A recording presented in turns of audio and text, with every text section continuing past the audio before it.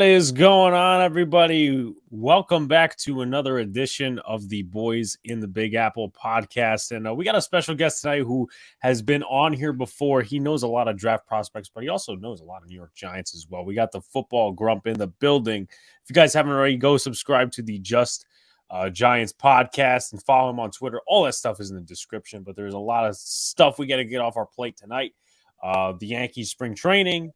We got Derek Carr going to the New Orleans Saints. Geno Smith obviously going to back to Seattle for a big contract. At least I think so. We got the Daniel Jones, Saquon Barkley negotiations. A lot of fun stuff tonight. So with that being said, shouts to Anthony in the chat as well and Jets Mess too. Let's get this party started. So Donald, I will start with you on first thoughts. What up, Football Grump? Thanks for coming on, man. Look forward to talking to you. Let's go. I'm looking forward to covering a range of topics. And everyone in the chat, anyone new, hit the subscribe button. Let's get this party started. We'll have a lot to talk about. So quickly before I go to Football Grump, man, I don't think anyone else in the chat is going to know the inside to this joke. Does Football Grump, did you know that I was born on January 1st, 2022? Do you get the reference or do you not? Wait, what? That you were born on January 1st, 2022? Yes. As of last January? So, true story before I let Football Grump talk is the Colts game in the morning. I was pretty drunk, kind of. I sobered up by game time, and I was with a friend of ours and Football Grump talking, and Grump asked me, am I of age? I'm like, no, but I'll just say, I was born on January 1st, 2022 when I meant 2002. But, of course, my words were slurred. Was that before I met you? That was before you met me, so you did not see that part yet. Oh, my God. But, so you got Grump and Matt Riley got the best of me drunk a little bit. Because you were pretty smashed when I saw you. Yeah, it was pretty bad. But, Grump, first thoughts, my man. First thoughts is I do remember that. The reason it didn't jump out at me is I was a little hammered myself. That was a good game. On that note, we had a long day today. We got a long night going, so we'll jump right into it. Got a little Budweiser going. Lots of stuff to talk about. I'm here to talk, guys. Angry John. What's up, Grump? Thanks for coming on. Pleasure to meet you. Pleasure to talk to you. Can't wait to get into more football with you. But more importantly, how about those damn Knicks? 9 in a row. Fuck Boston, okay? That's right, Donald. I see you wearing the hat. Luca, I know you're happy from last night's stream. We got 9 in a row. You know what? I like to take this time to apologize and to actually praise their work. And I'm going to give them a round of applause because nobody had them doing what they did. Say, go New York, go New York, go. Absolutely. Luca. First of all, I'd like to thank Grump for coming on. I always enjoy his draft analysis and his combine analysis. So thank you, my man, for coming on. What's going on to the chat? I'm riding the highs of the New York Knicks 9-game winning streak. I'm also riding the quarterback search for both New York teams. It's going to get interesting. Obviously, Derek Carr has signed with the New Orleans Saints as of this afternoon. It's going to get interesting to see what happens. Obviously, it's Rodgers or bust, or Rodgers or Lamar or bust for the Jets, but that should be fun. Definitely. So the way I'm going to jump into this before we get into the draft, and I want to make the most of Grump's time here. By the way, I have an announcement to make probably around the 9 o'clock, 9:10 time thing. And Angry John does too, but of course we'll get into that a little later. Shouts to Armand, Evan, Jacob. Trust me, you'll in private chat you'll get the reference when I put it in. But all right, well, it's news to me. So we all know, obviously, Grump is he is a draft guy. He went down to the Senior Bowl, but I haven't seen him tweet a lot about the Daniel Jones situation. Now I'll give you the perspective. Now I don't know how the chat feels. Actually, no, I kind of do. I would say Evan's middle of the road with Daniel Jones. Jacob a little more favoring. I'm middle of the road with Daniel Jones. And Donald is emotionally disattached by the wants of Daniel Jones. Grump, what do you make of all this? So the reason I haven't tweeted a lot about it is because I think that there isn't really much to say, and yet everyone's talking anyway. So I don't really have a whole lot to add, and I don't really want to contribute to the clutter that is. I'm sure you guys know what I'm talking about. Like, you scroll through your Twitter feed, you get one scroll in, you'll see Daniel Jones pop up 3 times, right? And nobody's really saying anything new for the most part. So that, I mean, that I don't really tweet a lot about it because there isn't really a whole lot I have to add. Where I stand on the whole thing, I mean, I want him back. I think that I've seen over the years the traits that he has that can be developed, that can be used, that can win games. I've seen him stuck in bad systems. I've seen him stuck with bad talent. I mean, I don't think that he is ever really going to reach that like top 7 quarterbacks in the league, probably. But I think he sits probably comfortable around, his ceiling is probably somewhere around that 7th best quarterback in the league to about the 15th or 16th. He's going to be in there as new quarterbacks come in, whatever. And I think this system favors him. I think it favors all of his traits. And I think the fact that Brian Daboll is the head coach, not just the offensive coordinator, that means longevity in this system. This isn't a situation where, I think I can speak for most Giants fans. If Mike Kafka left, we would have all been disappointed, but we wouldn't have expected a huge, massive drop-off next year because this is Brian Daboll's system, and this is what Daniel Jones does well. As far as the contract goes, I'm not really a big cap guy. I don't really know. I mean, there's people out there that will tell you all of the details about void years and ways to manipulate the cap to make things work. And to be completely honest, it's not my area of expertise. I'm not really good at it. So I'm not going to argue with people that say you can do it. I'm not going to argue with people that say you can't do it. But I do feel personally that there are ways to massage the cap. We've seen the Saints abuse the absolute shit out of it for years. And we've seen a million other teams make things work. We make fun of these large contracts the day that they're signed. Jimmy Garoppolo's massive contract that he got when he went to San Francisco for the first time. We make fun of these things. And then in about 3 or 4 years, these massive contracts are kind of middle of the road anyway. I think that he's going to come back anyway. We didn't get a deal today. I think tomorrow is the deadline, 4 p.m., right? They have to either tag him or sign him. So I saw a report that Daniel Jones's agents made a special trip out to New Jersey today. That seems significant. I think that he's coming back no matter what anyway. So I didn't think there was a whole lot of reason for me to jump in there and add a bunch to the noise. Yeah. And real quickly before I get to Donald, because I know he's probably been brewing on the subject, and Luca and John too, I guess you're kind of feeling the same in a different sense about Saquon Barkley returning, even though there's not been much talk of that. Yeah, I mean, Saquon Barkley is a phenomenal player. He is a special player. He is not just a running back. He is an offensive weapon. We can all debate where he is now post multiple injuries. I would like to have him back. I think that having a dynamic weapon in the backfield, not necessarily just a running back, but a dynamic weapon that can be used in multiple different ways, either as a workhorse or as a slot receiver, or, it can be multiple different ways within one game that forces a defense. I think that all helps Daniel Jones. I think it helps the offense. But if Saquon has to walk for Daniel Jones to stay, then that's something I'm just willing to take. I mean, I think it can't really be overstated, the shelf life of a NFL running back. He's already got severe tread on his tires, worn off. If that has to happen, it has to happen. I would like him back. It would be sick. But if it happens, it happens. All right. Even though we kind of discussed this last week, and it's getting down to the wire, Donald, any insight you want to offer on the situation? I'm more pro Saquon on this. I just think that he is the one star on offense, and that includes Daniel Jones, the only star on the offense. If you can argue is Andrew Thomas and Saquon Barkley. So I'd be prioritizing Saquon more than I think we have been. So that's one. 2, Daniel Jones' situation is that he's just not a $40 million quarterback.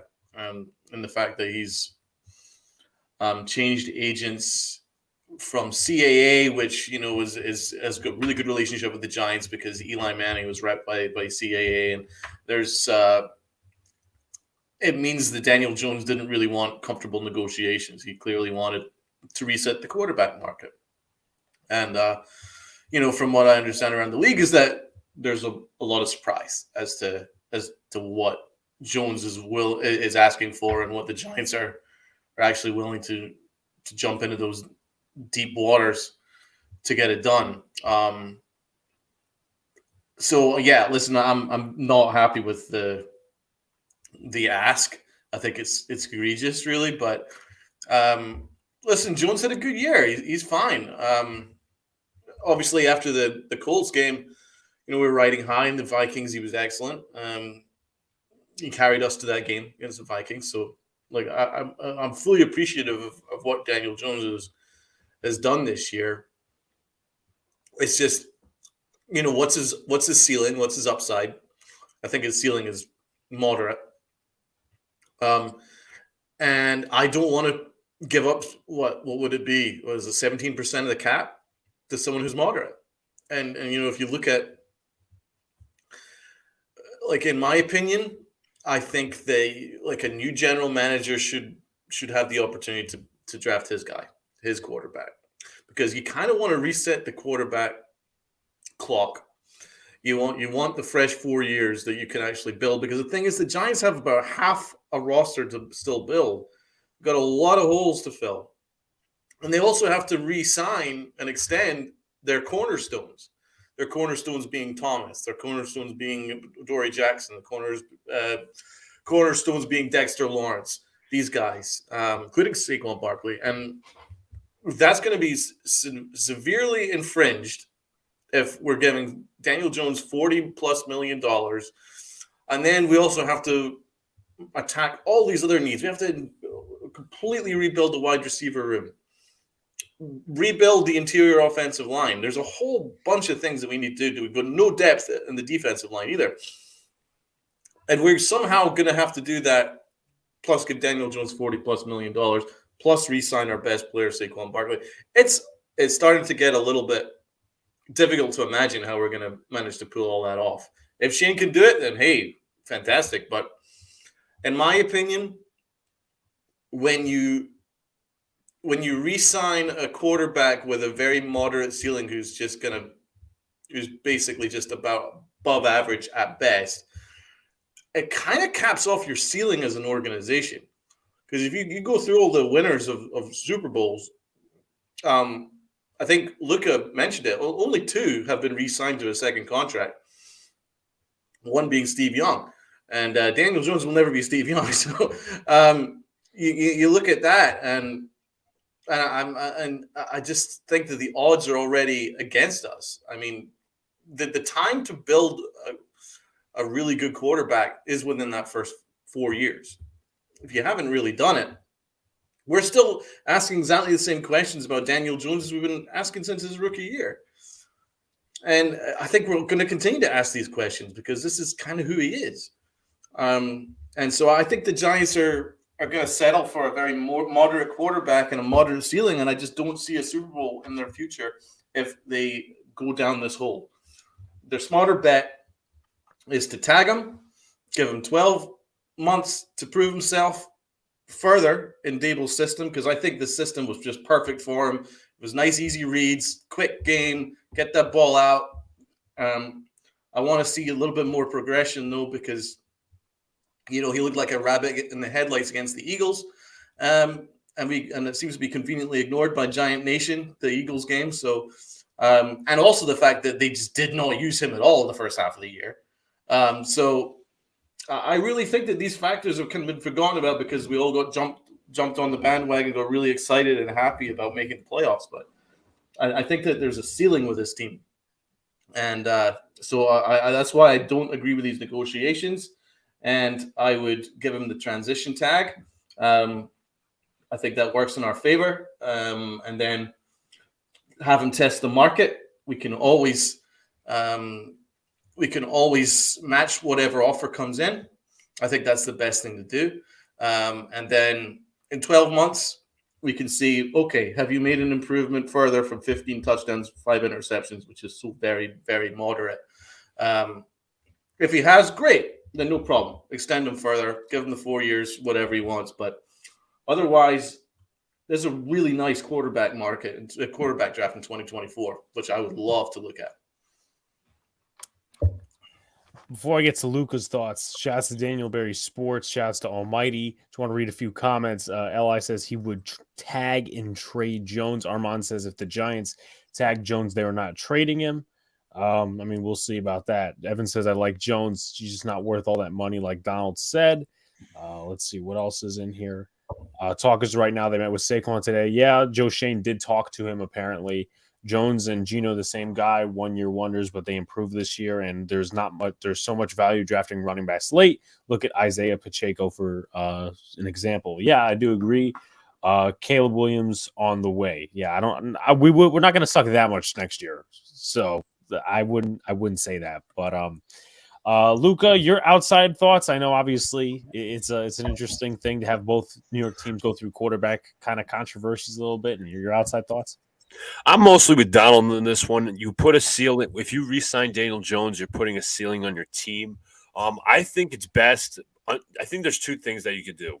You could either franchise tag or give the transition tag to Daniel Jones, see what he is for a year, and try to build around him with weapons and all that. Or you could actually just go into this season with a fresh palette, maybe sign a veteran quarterback stopgap for a year, unless you want to do an Anthony Richardson or a Hendon Hooker this year. Hooker, I think, is supposed to be ready by training camp, but you know what? I think it's best to start with a fresh palette and let the coaching staff discover a new quarterback because you don't know what their ceiling is. Right. I have a curious question for Grump, and that actually will transition to us more of draft talk, but I'm going to go with Angry John's outside thoughts first. I'm on the train too of tagging him, and it's not to say he's a bad quarterback. I just need to see more. I need more than one season of quality quarterback play because let's face it, look at his career. He had a solid rookie season, but then he faltered a little after that until this year where he really picked his game up. With this new coaching staff. Now, I'm not on the board of trading him as some of the people in the chat are, because if you tag him, I think you let him play out the year and see what you have before you even make the decision to, get rid of him for a rookie quarterback, especially someone that's not ready in year one, because the Giants aren't going to get a guy that's up at the top of the draft board. It's very, I'd say, unrealistic. So that's why I say you keep him this year and see what you got. And like Donald said, if he's great this year, extend him, give him a fairly reasonable contract. If not, then it's time to start the clock over. Yeah. So leading into draft talk a little bit, a good bridge for our buddy Grump here. What do you make? And obviously we had the combine this week, and we're going to get into a little bit of that discussion as well. What do you make of some of these quarterbacks in this draft that would be in the Giants' range, like Hooker and Richardson? I know it's unrealistic now that the Giants are seem fully committed to Daniel Jones, kind of let that cat out of the bag a little bit. But what do you make of those two quarterbacks? And then I got a question about linebackers. And also, it seems like Almighty's trying to piss the Jets fans off after today's news. It was Hooker and Richardson. You said? Okay. Well, I would categorically disagree with 85% of what was just said about Daniel Jones.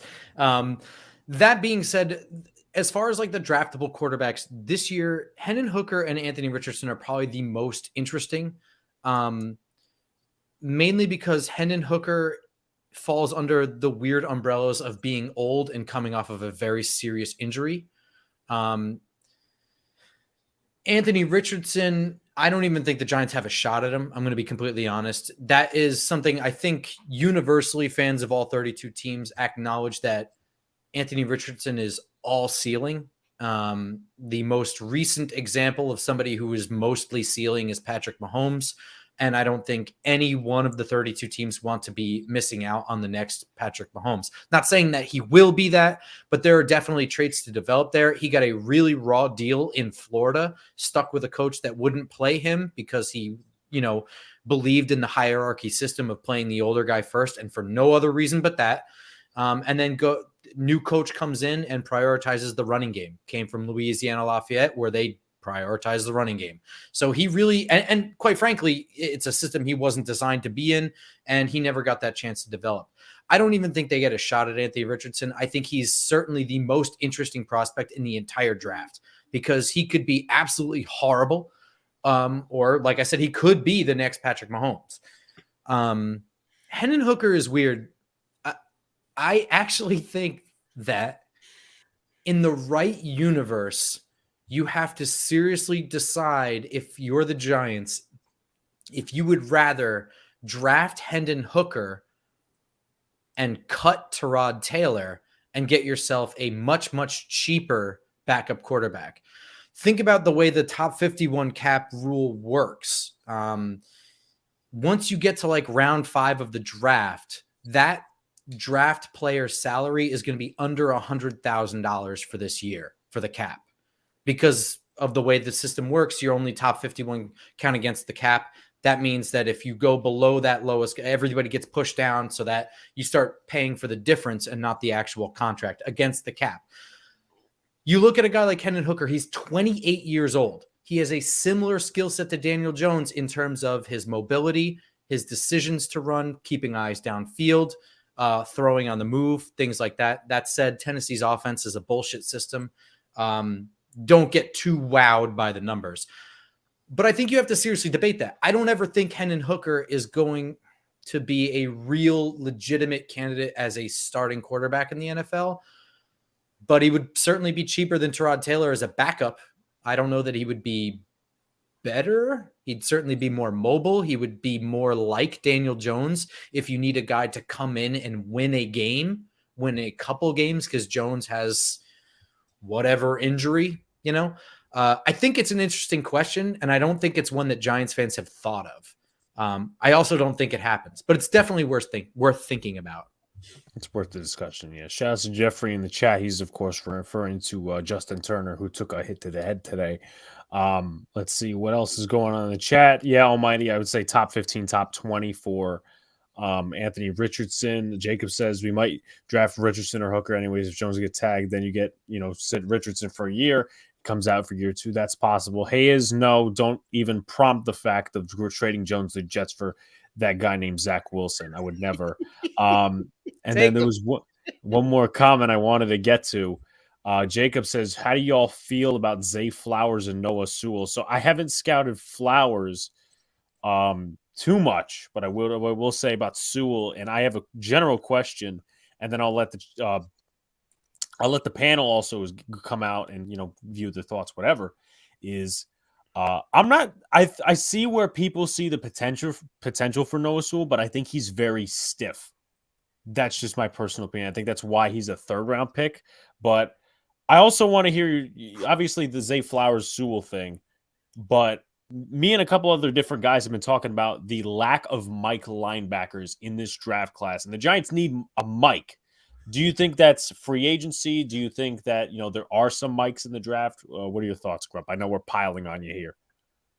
I would certainly agree with that. I was on the hunt for one come the Senior Bowl. Got myself all excited for the guy from Tulane, Dorian Williams. Yes. And he was pretty good. That's what I'm seeing. I have not, I wouldn't say completed work on inside linebackers, but a lot of what you say, like Noah Sewell does look stiff. I was not super wowed by Noah Sewell. I was, I don't know, man. Nobody really is jumping right out at me. There's the guy from Washington State. I believe his name is Henley. Henley. Yeah, he's like a converted DB or something like that. And so he's got a lot of those, coverage skills. And I saw some of that, but I keep trying to think of Wink's system and what Wink wants and what Wink uses at the linebacker position. And it seems like a lot of down, I think in general, no matter where you play in Wink's system, you have to be a downhill guy, because if you play in any of the 11 positions on defense, he's going to want to at one point bring you on a blitz. Right. And I don't see a whole lot of that. I think there was already rumors that the Giants were making phone calls or having inside linebacker visits, conversations, things like that for free agency. And I do think that's the more likely path. And I think it's also worth remembering every year, I think a contingent of fans of football just forget this, that once you get to like the 4th, 5th round of the draft, your picks may not be like a fill need kind of pick. It might just be like, this guy's good. He's still sitting here. We'll find a use for him eventually. This year, it's up in the air. So once we get to those day 3 picks, even if there's a guy sitting there, it may not be to address an immediate need. So I think it's going to be a free agency move. Donald, any inside thoughts on that? On the inside linebacker, I think it's free agency, but I like some of the linebackers in the draft. As I say, I like Papo. I don't know if he'd be a straight up Mike, but I do think he'd be a solid interior linebacker, maybe in part of a rotation. I do like him. I think he'd be someone that'd be good in the middle rounds as a potential. I think he's fast, sideline to sideline guy, big tackler. I like that. I think there's some traits that you can develop, but it's his size. It's the big stumbling block with him. But maybe if you get him in the mid to late rounds, I think you'd still get a steal there that you could work with. But no, I think you're probably looking at free agency with Mike. So I'm going to get to 2 questions in the chat real quick before we go to the bottom of the panel as well. And also, at one point, I will let the bottom of the panel because, they are rooting for a different sports team. I have a couple of draft questions as well for the Grumpster over here. Would y'all sign Leonard Floyd? I don't think he'd be in the price range that fits the New York Giants. I think he's coming off a season-ending injury, if I'm not mistaken. Not that I'm trying to shy out, though I do honestly think the Giants need another edge. I'm getting a little worried about Aziz. And then what would you guys think about McCole Hardman being a potential receiver in free agency? I know he's going to be testing free agency. Could be a fit with Kafka. I kind of pointed it out a few. I don't want to say. Alex, I just want to say one thing. You're wrong about Leonard Floyd. He actually played all 17 games. Okay, so it was something else. He averaged 9 sacks a year. Floyd. Yeah. So if he comes cheap, we'll. I mean, obviously, it's right. They're wrong that they did with Eli Apple. But anyway, I was thinking about that a few months ago, and people kind of turned it down a little bit. And I'm like, well, you know what? There's not a number one. There's not a number one in free agency. So you might as well get whatever. And Almighty is right. McCole is a good returner, but I think we need a separate guy for that. I don't think we need a starting receiver that gets hurt like that. We kind of learned our lesson with the Speedo might be very useful. What? McCole.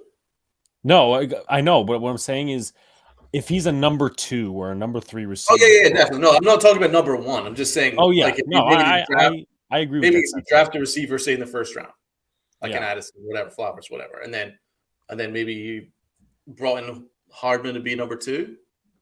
What do you think, Football Grump? What do you think?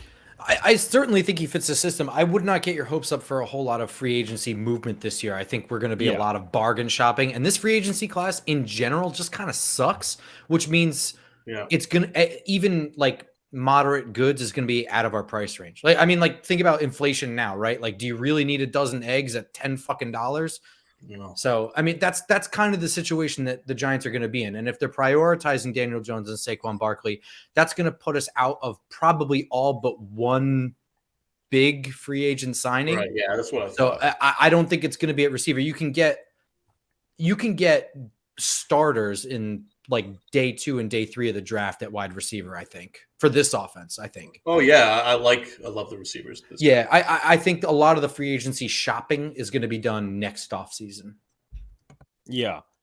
And I have a separate thought as well. Now I just forgot it. But anyway, Grump, do you think that and I know this wide receiver class is deep, as they call it. Do you think there's like legitimate potential for any number 1 wide receiver to come out and play for the Giants? Or do you think it's going to be draft a guy like Addison or somebody and then pull an Eagles, pull a Bills, go trade for a receiver next year if you're on that level? Well, I'd pose this question to all of you guys who have watched the Giants, whether you're a Jets fan or a Giants fan. I'm sure you've seen Giants stuff. Does this offense actually need a number 1 receiver, or does it need 3 legitimate starters? That's a serious. I mean, like, does it really need a Quentin Johnston 6'4" kind of X receiver, or are they okay getting, having a rotation of 4 or 5 guys around the level of your Wan'Dale Robinsons, Isaiah Hodgins. None of those guys are going to be stars, but with this offense and just guys that can get in space and make the catch and move the chains, isn't that kind of what this offense is? I don't really know that it's designed for a number one guy to be necessary to move. So, I mean, I think if there's a Jordan Addison that they like and he's sitting there at 25, 26, whenever we're picking, if he's sitting there, yeah, I absolutely think that they'll be considering it. But I think that they are willing to kind of make this offense work without a alpha dog wide receiver. I think they can make it work with a group. But that's kind of just my thought. I'm curious what you guys think. I think as long as they have breakaway speed where they can get over the top, that's what we really need. We utilized that with Slayton. That was important. So you do need that as your quote unquote number one. But no, do you need like a big name number one necessarily? No, I don't think so. I think you're right with that. I mean, just look how much he had a great chemistry with Hodgins. I think someone that can get in this, be using the slot and then just be using nice crossing routes, mesh routes, nice in his eye line, quickly get that out, bang, bang, bang. I think that's something that he likes. And I think like if you had someone with a breakaway speed where you could, take it and just go, then that's something that's probably going to be used more than say just launching long balls down the field. So plus we don't really have the offensive line for it apart from Andrew Thomas. That's kind of why this system was so perfect, because Evan Neal really struggled pass protection and our interior offensive line really struggled with that too. But they're all really benefited from the run game and also the quick game. Get that ball out quick. And I think that's what you're going to do. I think what we should be prioritizing is very fast receivers. That's my priority. I like a little bit more size, though. I think Wan'Dale's far too small for me. So I'd like a little bit more size. But I don't think you necessarily need a star at all. Yeah, so I'm going to go through some comments. First of all, I would like to say we need at least $1 million to get a new punter, please. I don't want to draft one. We remember the last time we did that. God, Gillen sucked. Although that kid from Rutgers can really hit bombs. Korzak. He was okay during the Senior Bowl in terms of the game. Great punt and then another bad one. But... other than the one that bounced off the bleachers, I was not paying attention. That was a pretty interesting pump. But shouts to Not Zay in the chat. I haven't seen you before. Definitely hit that like button, subscribe if you're new. Also, guys, once again, just follow Grump, follow the Just Giants podcast. I know they're going to be putting out an episode, I believe, tomorrow, if I'm not mistaken. So all good stuff there. The Giants no, we don't want Braden Man. Braden Man sucks. We'll give it to you for free. Yeah, I don't want free. Alex, I'll take a half jar of pickles and a bottle of water. Yeah. Jamie Gillen. Pickles are too good to give up, man. Jamie Gillen or Man? Oh my God. Both suck. That's like Freddie versus Jason. Freddie versus Joe. That's the best comment. Which one? Freddie versus. Oh my God. Alien versus Predator. Whoever wins, everyone loses. Jacob, yeah, we have about like 100 and I think it's 190 in next year's cap. So I guess you're obviously not factoring. You're obviously not factoring extensions for the guys like Thomas and Dexter Lawrence. No, I'm saying as of right now. I'm not here predicting contract. Context here. I'm just going to throw this out there because it was mentioned before. The only deals that need to get done this year are Jones and Barkley. They have time for Lawrence and for Andrew Thomas. Just throwing that out there. Yeah, no, it's not imminent, but it needs to get done probably within the 2023 regular season. Ron, shouts to Ron in the chat. Almighty says sign Bradley Pinion. I think Sam Martin is also in free agency as well. Thomas Morstead is still banging punts at like 40 years old. Keep growing that channel, Jeffrey. Draft the punter that ran during the combine. There's a couple of them. We mentioned Korzak. There's the other kid, I don't even remember name wise, but so there's that. Real quickly before I get my thoughts back, because the thoughts train wreck. Luca, any specific questions for the moment you want to ask Grump draft wise? Yeah, sure, definitely. I know you do draft analysis and stuff, but how much do you factor an RAS score into a certain draft prospect? Because I know Don was talking about Papo and his elite speed. He was very good with the speed. The explosion was great, and also the bench grade was great. Like, how much do you factor an RAS score into a certain draft pick? It's definitely a factor, but look, athletic testing to me is secondary to film work. Of course.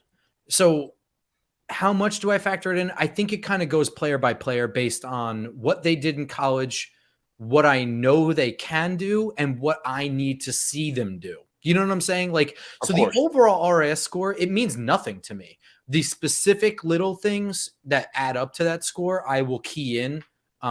Because like at the end of the day, right? Like a bad combine performance can be had by good players, right? Like, for example, a power man scheme interior offensive lineman, he could test poorly on all of the speed and agility drills that linemen need to do, but he could dominate at the bench press and like the sled drill.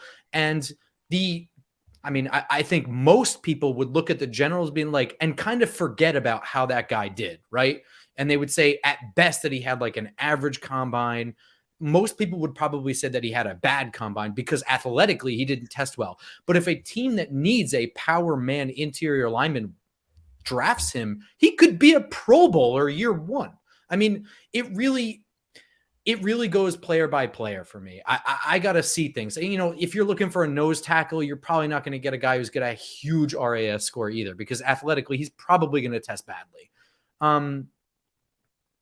I do think that if I see one that stands out as being outstanding, especially based on the position that the guy plays, it immediately warrants my attention, and I'll use that score to dive into the film even more and kind of see where was this that I didn't see it.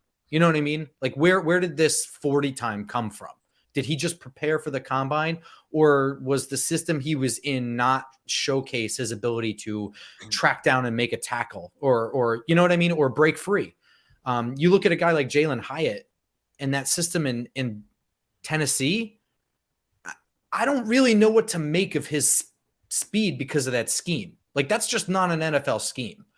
And when I look at his agility and what he showed at Tennessee, I'm not seeing it. But if I see the RAS score is like he tests out of this world at like, 3-cone drills and whatever, then I'm going to rewatch stuff. So that's kind of how I look at the RAS score.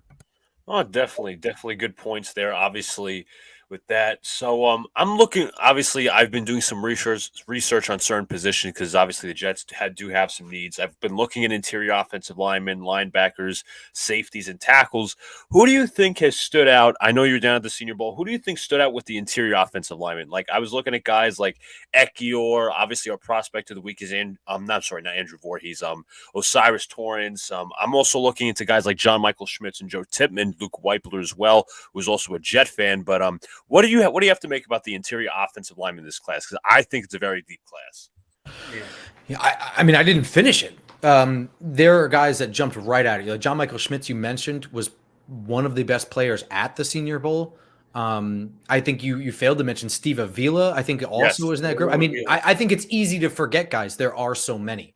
And this is Donald said it earlier. The Giants need that interior offensive line. Right now they have 3 guys that are probably depth guys playing starting positions, right? So it's definitely something that I keyed in on. I think it's a deep class. I think that it's very rare that you find interior offensive linemen go in the first round ordinarily. I think that we might find 3 or 4 guys go into the first. I mean, whatever, right? It's March 6th. So right. I'm saying this now, a whole world could change in a month and a half. But right now, I would say there's 3 or 4 interior offensive linemen that it would not shock me see go in the first. I think there's multiple centers. I think you mentioned 3 of them right off the bat.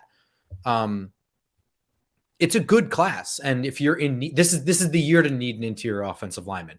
I would say it's probably not a year to need a tackle.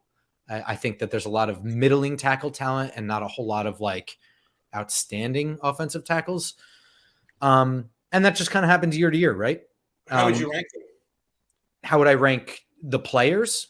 Yeah, which ones do you like the best so far? I would say John Michael Schmitz is probably my favorite center right now. I did not finish work on Joe Tippmann. I know a lot of people like him. I do have him above Whippler or Weipler. I'm not sure how to say it. Steve Avila, I think, is still behind it. But all of those guys right there, that's day one, day two guys. Everybody I just mentioned. So, in order, we're kind of splitting hairs. We're talking about little things.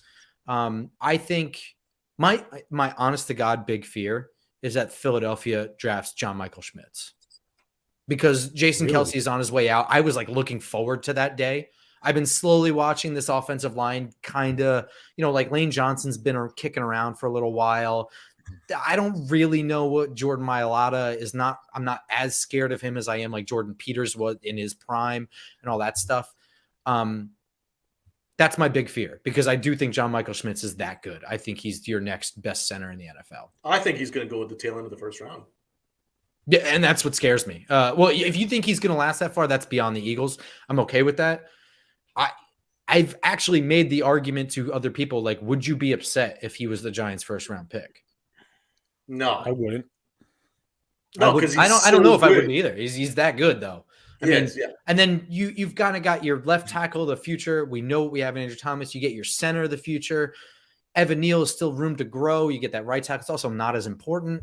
I think you're really building something special with the offense if you do that. But yeah, I would put him probably at the top of the interior offensive lineman list. But it's a long list full of guys that are at that top. Yeah, definitely. Two more questions. I'm going to get real quick. I'm going to fire them off, and I'm going to hand it to John because I'm sure he has some questions. Do you think that the center position in the draft is very undervalued? I'd have to agree. Yes, definitely. And have you looked at the safeties yet? Now, I've looked at guys like Brian Branch, some other guys that I have on my list for safety, like Antonio Johnson, Jamie Robinson, Brandon Joseph out of Notre Dame, Jair Brown, Quindell Johnson, I think was at the Senior Bowl, Ronnie Hickman and Jartavius Martin. Like, what do you have to make it? If you have watched this, let me know if you haven't. What do you have to make of the safety class? I know there's like an abundance, but I'm really intrigued by Brian Branch. And I know, you're not supposed to draft safety at like 13th overall very early, but there's just something intriguing about, me liking Brian Branch. I think he has a very smart football IQ. He plays well in zone coverage, which we run a lot, but obviously he's my D option aside from the three tackles. But curious on your thoughts for the safeties.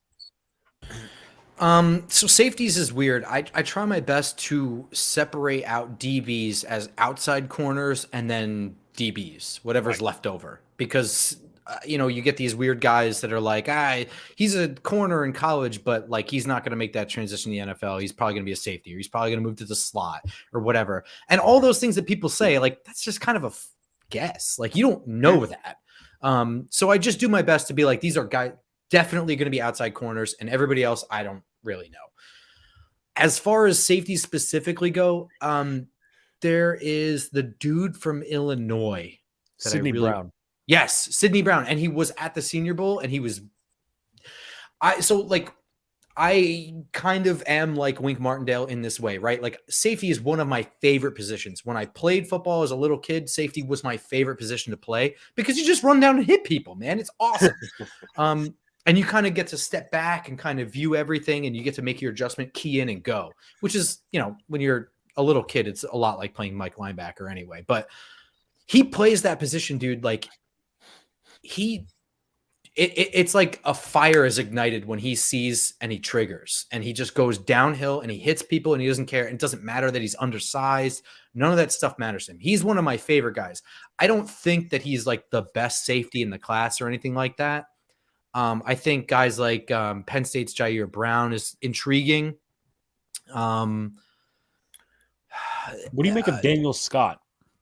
Daniel Scott, the kid from Cal. Yes. Good coverage safety.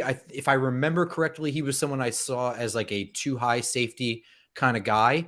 And I think he can flourish in that system. I think if you ask him to do single high stuff, it's not really his athletic ability. But I think he's a natural feel for that defensive backfield. I think he understands coverage well. I think he knows what he's seeing. The Giants just don't really run a whole lot of too high. So I don't know. Again, it goes into that thing. Like that's what he did at college, but what can he do at the next level? Is he going to move around a little bit? that's really tough. And I think the defensive game is changing in the NFL in ways that we're not super accustomed to yet. Because like Bobby Skinner has this theory that the Tampa 2 like defense is just going to evaporate over time because there's just not enough edge rushers that can be that good, and NFL offenses are just too good for that. So it just changes the dynamic. I'm not really sure, but I do like Daniel Scott. And you mentioned Jamie Robinson. Yes. Looks very good in the Senior Bowl as well. Yeah, I think he did really, like, it was one of the first possessions on special teams. Now, I'm not relying on a special teams guy, but he, like, downed a punt at the 1 yard line. I was really impressed by his speed. But another guy, before I get to John, is we mentioned Darian Williams. I see him as more of, like, a special teams kind of guy. Like, in 2021, the Jets drafted, like, 2 safeties, Jamie Sherwin and Hamza Nasruddin, both converted from safety to linebacker. But, I don't know, I just feel like both of them are similar to Darian Williams, where Williams was like, okay, he was a Mike at Tulane, but he has speed, great. But what else is there? What else have you seen from Dorian Williams that is like intriguing?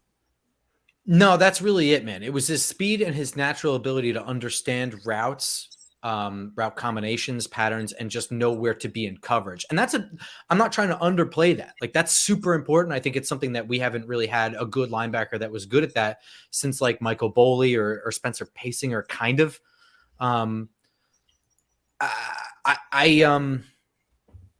For me though, like I need that inside linebacker to be more a little downhill, and that's what I didn't see from him. You see guys like Tay Crowder as a converted running back from Georgia, right?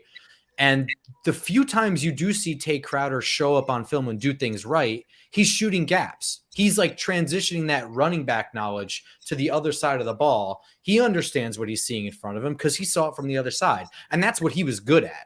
That wasn't really his problem so much. It was a lot more of like kind of guessing the wrong holes and just coverage in general. He was off. For me, I haven't seen a whole lot of those inside linebackers that can play downhill, but I also admittedly haven't done all the work. I think Trenton Simpson is somebody that people have a huge chubby for. I don't know if he's going to be more on the edge or more in the middle, but I haven't done work on him yet, so I don't really know. I must say I'm not a fan, but because of Grump's short time, I do want to let John ask any questions if he has any. Well, I had 2, but Luca actually already asked one about the safety group. Grump, you mentioned about the tackle class not being so strong. Obviously, the Jets could use a tackle if they keep that 13th pick and don't trade it away for something else. Is there a guy that is like that stands out that's really worth that pick, or is it like it's just really not that strong of a class, and it's, you know, you can get some more value with the 13th pick with someone else? Well, part of this is it's fallen on the back burner for me to do like the deepest of work on tackles. A, because the Giants are not going to draft one, so it's just fallen on my back burner, and B, because there aren't a whole lot of guys super at the top of that class. But the 2 guys I would say are near the top are probably Pete Skoronski from Northwestern. Paris Johnson. And I would say Paris Johnson. I would even – well, the Jets are shopping for a left tackle, right? They're probably going to end up drafting one in the first round. Yeah. Right. But it's left. It's the left side, Left not tackle, the right left side. tackle. Yeah. Mhm.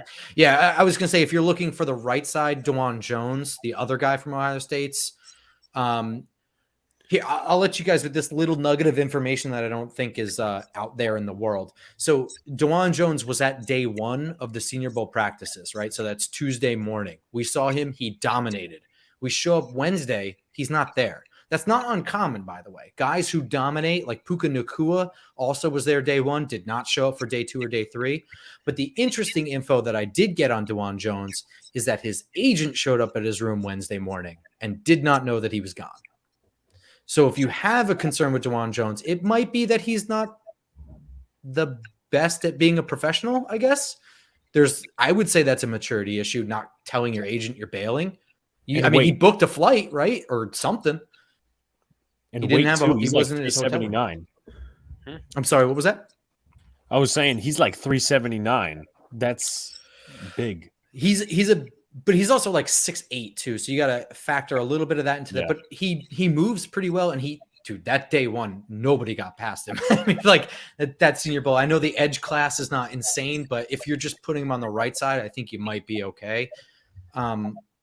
those are the guys I'd say are at the top. Paris Johnson, Pete Skoronski is definitely the number one for me. Mhm. I watched him actually all throughout the year. I watched Northwestern games. I watched a lot of Big Ten this year. Northwestern, not a school with a lot of guys that you want to draft, but I mean, Cameron Hull had a pretty good year as a running back. Yeah. He stood out in the Senior Bowl, didn't he? He was really good. Yeah, I mean, when it comes to running straight forward, Cameron Hull is your guy, man. And he'll run people over. It's like a mini half a version of Mike Allstott. So, like, as for the receiver group, because obviously that's a priority for the Giants, could you give us 3 sleepers and also 3 standouts in the receiver class this year to keep an eye out on? Sleepers. Me personally, I love Tank Dell. Like, I'm a big Tank Dell guy. Okay, so 3 sleepers, 3 standouts. Tank Dell is one of my favorite guys. I mean, Nice. I think I might have annoyed people with how much I was gushing over him at the Senior Bowl. I really, and part of it is, so even you mentioned that you need more height. You need more length at the wide receiver position. He's shorter than Wan'Dale Robinson. He's 5'8", but he's so good. But also he doesn't look like it on film, does he? No. You watch him and anything that's over his head, he can get. He'll jump up and he'll get it. Like, he just destroyed the DBs in the matchups. Oh, at the Senior Bowl? Oh, yeah. He was the only one that destroyed absolutely everybody. Yeah. I really like Tank Dell. I would not say he's a sleeper at this point. Sleepers. I would say the kid from Michigan State is a sleeper. Reed? Is it Jalen Reed, I think is his name? Jaden Reed, yes. Jaden Reed. That's right. Jaden Reed does everything right in a way that's not flashy, and he played on a bad team. I think that really downplays his performance. When I look at his skill set, to me, he's a round 2 guy, and his name does not pop up a lot, man. It really does not pop up. I think nobody's really talking about Ricky Pearsall, the guy who transferred, I think, from Arizona State to Florida. He's really good. I mean, really good. He can get separation. He can stretch the field. He runs a good variety of routes. He's got good hands. He can win contested catches. I like Ricky Pearsall. And I think one other guy that I like that I think people probably are not talking about, I just had his name in my head. It's slipping out. I'm slowly turning into mush. Iacevich from Princeton? No. Yoshivas? No. A lot of speed, lot to develop there. So for me, it's not, that's a lot of work. I don't really want to deal with that. Personally, I don't think the Giants are in a position to be drafting someone that needs a lot of work. Fuck, man. Wish I could remember that last guy. I'm sorry. Let me ask one last thing. What do you think about Rashee Rice? Rashee Rice is going to be a very good Z wide receiver. That means, just off the line of scrimmage, because he struggled very, very badly to get separation. At SMU, he was respected so much. He got a lot of off coverage, and that's kind of why he got a lot of production. He's also a really good receiver. I'm not trying to take anything away from him, but I think what he showed at the Senior Bowl is that he is going to struggle being an X, being right up at that line of scrimmage. Press coverage is not his thing.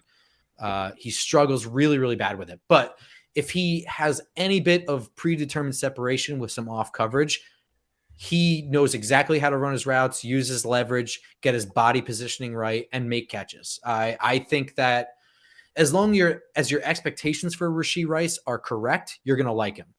I think you'll see there's a chance he'll go the Sammy Watkins route of being drafted way too high to be an X and not be that guy. Because I think Sammy Watkins is a very good Z receiver, right? Yeah, definitely. That's kind of how I view him right now. Yeah. I guess he has time to change my mind, but anyway, Grump, we appreciate you coming on. Can I just offering your jump in here? analysis. There's got a list of here the Giants who they talk to. I'll just list them off, and you give me a thumbs up and thumbs down on some of them. You got it. Here. Jordan Addison, thumbs up or thumbs down? Obviously, thumbs up. Big up for Jordan nice Addison. one. Julius Brents, cornerback, Kansas State. Up. Jair Brown, safety, Penn State. Can I give you a middle? Okay, a mid, because he had a rough combine, but yeah. Jalen Hyatt, Tennessee. Down. I'm way down on Jalen Hyatt. Okay, right. Okay, interesting. Raheem Jarrett, Maryland. He's another one like Jalen highlight. I think Maryland misused him. I think I trust Brian Dable to use him well, though, so I'll give a thumbs up to that one. Okay. Quentin Johnson, TCU. I mean, that's a thumbs up, right? That's two thumbs up. I'll give 2. Okay, cool. BJ Ojulari. Nice one. Defensive end, LSU. I'll give it up. I'll give it up for that one, as long as it's not super early. Yeah. Okay. Obviously, Anthony Richardson's a million thumbs up. Calais Ringo, cornerback, Georgia. I'm going to go down on that one. I'm going to go down, and it's because he's had a down year and then followed it up with a bad combine. Right. Bijan Robinson, Texas. I don't know how I can possibly give that a thumbs down. I don't really know if I agree with drafting a running back, but if he's still sitting there by round 3, it's going to be hard to ignore. Okay. Drew Sanders, Arkansas. Drew Sanders, Arkansas. I don't even. It's not jumping out at me. Position? Oh, Wow. Linebacker. Riley Scott. I'll give that one a thumbs up. I think you have some value there. Okay, and then last and least, Trenton Simpson. I did not do work on him, but it's linebacker. You're going down. I see most people are going up. I'll give them at least a thumbs up for talking to a linebacker. All right. I don't know if I'd want him though. I got to do fair work enough. for that. That's fair. Do you like enough. Gervon Dexter? I like Gervon Dexter. Do you like Gervon Dexter? I do like Gervon Dexter, but also Cranky Fan is a Florida Gator, so it's a little bit easier for me to. I'm a Florida Gator too. There you go. Okay, all right. That explains your immediate head nod to Ricky Pearson And Anthony Richardson, of course. But No, man. Grump, we appreciate having you on with the draft analysis, the Giants analysis, and all that sort of stuff. If you guys haven't already, please check out Grump, the Just Giants podcast, and also his buddy, his co-host, the Cranky Fan. So, Grump, appreciate you coming on, my man, and we'll see what the Giants do at the end of April. I would love to be back before the draft actually happens. I know we cut today short. That's mostly because I'm stupid. I double booked myself. That's my own fault. But if you guys don't have, I'd like to have people on my show before the draft. Okay. So if I don't make it on your show, I'd love to have any one of you guys or all of you guys. Does not matter to me. I want to get as many people on our show before the draft as possible. So we'll be in touch. You'll see more of me. That's course. awesome. Right. Thank you so much. Appreciate I appreciate you guys Really having me. appreciate it. Peace, man. Thank you. All right, so let me just by the way, I was trying to make the most of the time that Grump had here, of course, but I want to give a big shout out to Nate in the chat. Nate, can you split the checks for me, man? That would be much appreciated. I don't know if that's gonna mean anything to him. Well, actually, he'll get the reference. I don't know if Donald has. I've seen his facial expressions. Nate needs to split the checks. Do you get it? No. Nate was with us. Oh! Yes, right. Of course. I apologize. So, with that being said, just gonna do one thing. Real quick. One thing, because John needs to. John, I don't know There if you go. noticed your nickname. PhD in understanding. That's correct. So, That's before we get to the comment section, John, congratulations in your PhD in understanding. Thank Please you. explain how you got your PhD. Well, class, gather around. Okay, no shyness now. All right. So, for those who don't know, and anyone that wants, I'm not really big on Twitter, but anyone that wants to follow me on Twitter, please go and do so. It's in the description. But anywho, I have decided to give myself a PhD in understanding because I help people understand, especially when they're wrong. Luca, I'm going to ask you or Alex, whoever wants to, if you could pull up one of the tweets I had to explain the situation further. But basically, guys, because I don't give a shit when I talk to someone, and I'll be an ass and a jokester, but anyone that has a tweet that you don't like, especially about sports, believe me, I will definitely help them make sure they understand what's correct and what's incorrect. I had to do that a few times if Alex wants to pull it up. Of course. But All right, so, Oh, I already have one. oh, you have one. Oh, okay, even better. Whoever wants to. There was a few of them. Which all right, one? here's- Was this? Now that was the one I was going to pull up, but okay. All right. Oh. So, John, if you want to explain. Okay, so anyone that can see, it's a little small, but I will be able to read it. So basically, this moron here, I don't know who he is, don't care. He basically said something about the Rangers, and I did not take too kindly. So my exact tweet is, "Excuse me, sir, did you suffer a recent blow to the head? Because your recent comments suggest so. The Rangers have plenty of guys in their mid-20s, and for those who don't know, we were arguing about the Rangers' youth. Because he said like it's like a one and done year, and I'm like, okay, you don't know what you're talking about. And I said, I don't know if you know your ages, but when you're in your 20s, you're quite young. I'm glad I could help you understand now. So I think he was a little confused on the numbers and what ages were. So I just wanted to make sure he understood that. Yeah. See, Angry John has a softer side, everybody. Yeah, I'm trying to help people understand. He's trying to help okay? people. He's Trying to help people. You could leave the PhD in understanding. Anyone in the chat, It needs could be to- it could be for anything. It could be Any- for Rangers, anyone- Jets, whatever. anyone that needs some help understanding, send it my way. Okay, again, my Twitter is in the description. You can go follow it. But you got guys, we need to understand and be empathetic. People aren't as smart. That's going to be on T-shirts when we get merch. PhD in understanding. And if anyone needs a lesson or a class, just send it my way. Yes, definitely. So Alex, quick question: are we going to do a collective mock draft tonight? maybe the chat ought to vote on that. I'm sure you made that chicken you and Luca's class understand as well.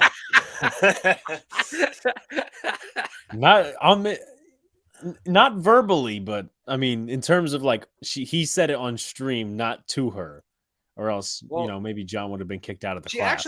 she actually returned today to class, so Yeah, I didn't see her for a while, so I'm like, you know what? Well, I won't say anything. But you scared her off. I didn't do anything. It's not my fault she didn't understand.